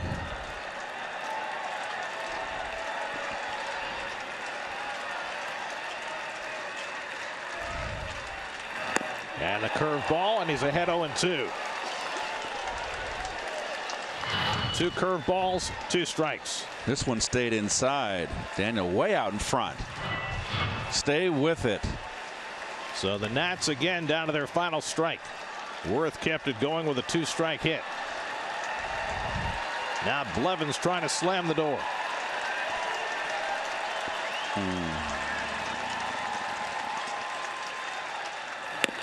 Fastball away. 1-2.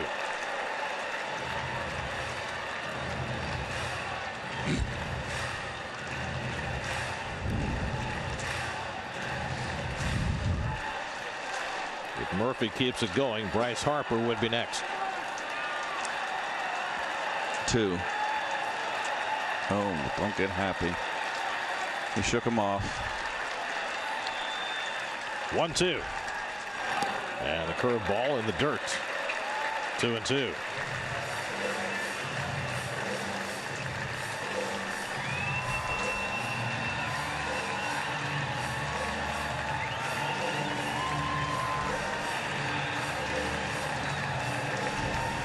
Worth representing the tying run, standing on first with 2 out.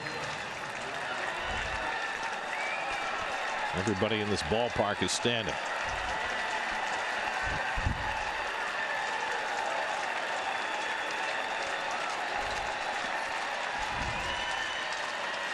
Two coming. Off the plate. Full count. Now Worth will have the automatic start from first base. Harper on deck. Blevins got ahead 0-2 with a couple of curves. Now he's run the count full. Does he go back to the curve on 3-2? I think so. Yep.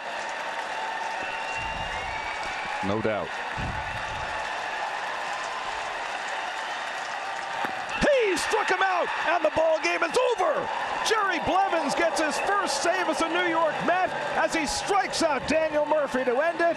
T.J. Rivera, the hero, with the go-ahead home run, his first in the major leagues, and the Mets get themselves a huge 10-inning victory as they beat the Nationals 4-3. Well, I can't say enough for that young man right there, and I got to tell you, this guy too, the veteran. He's never been really a stopper, but Rivera, I'm very surprised to see him in the lineup today. Terry puts him in the lineup. What does he do? He rewards his manager and his teammates with a 3-for-4 day, a home run to win the ball game in extra innings, and drives in 3 of the 4 Met runs. Might be hard to keep him out of the lineup tomorrow. T.J. Rivera making a name for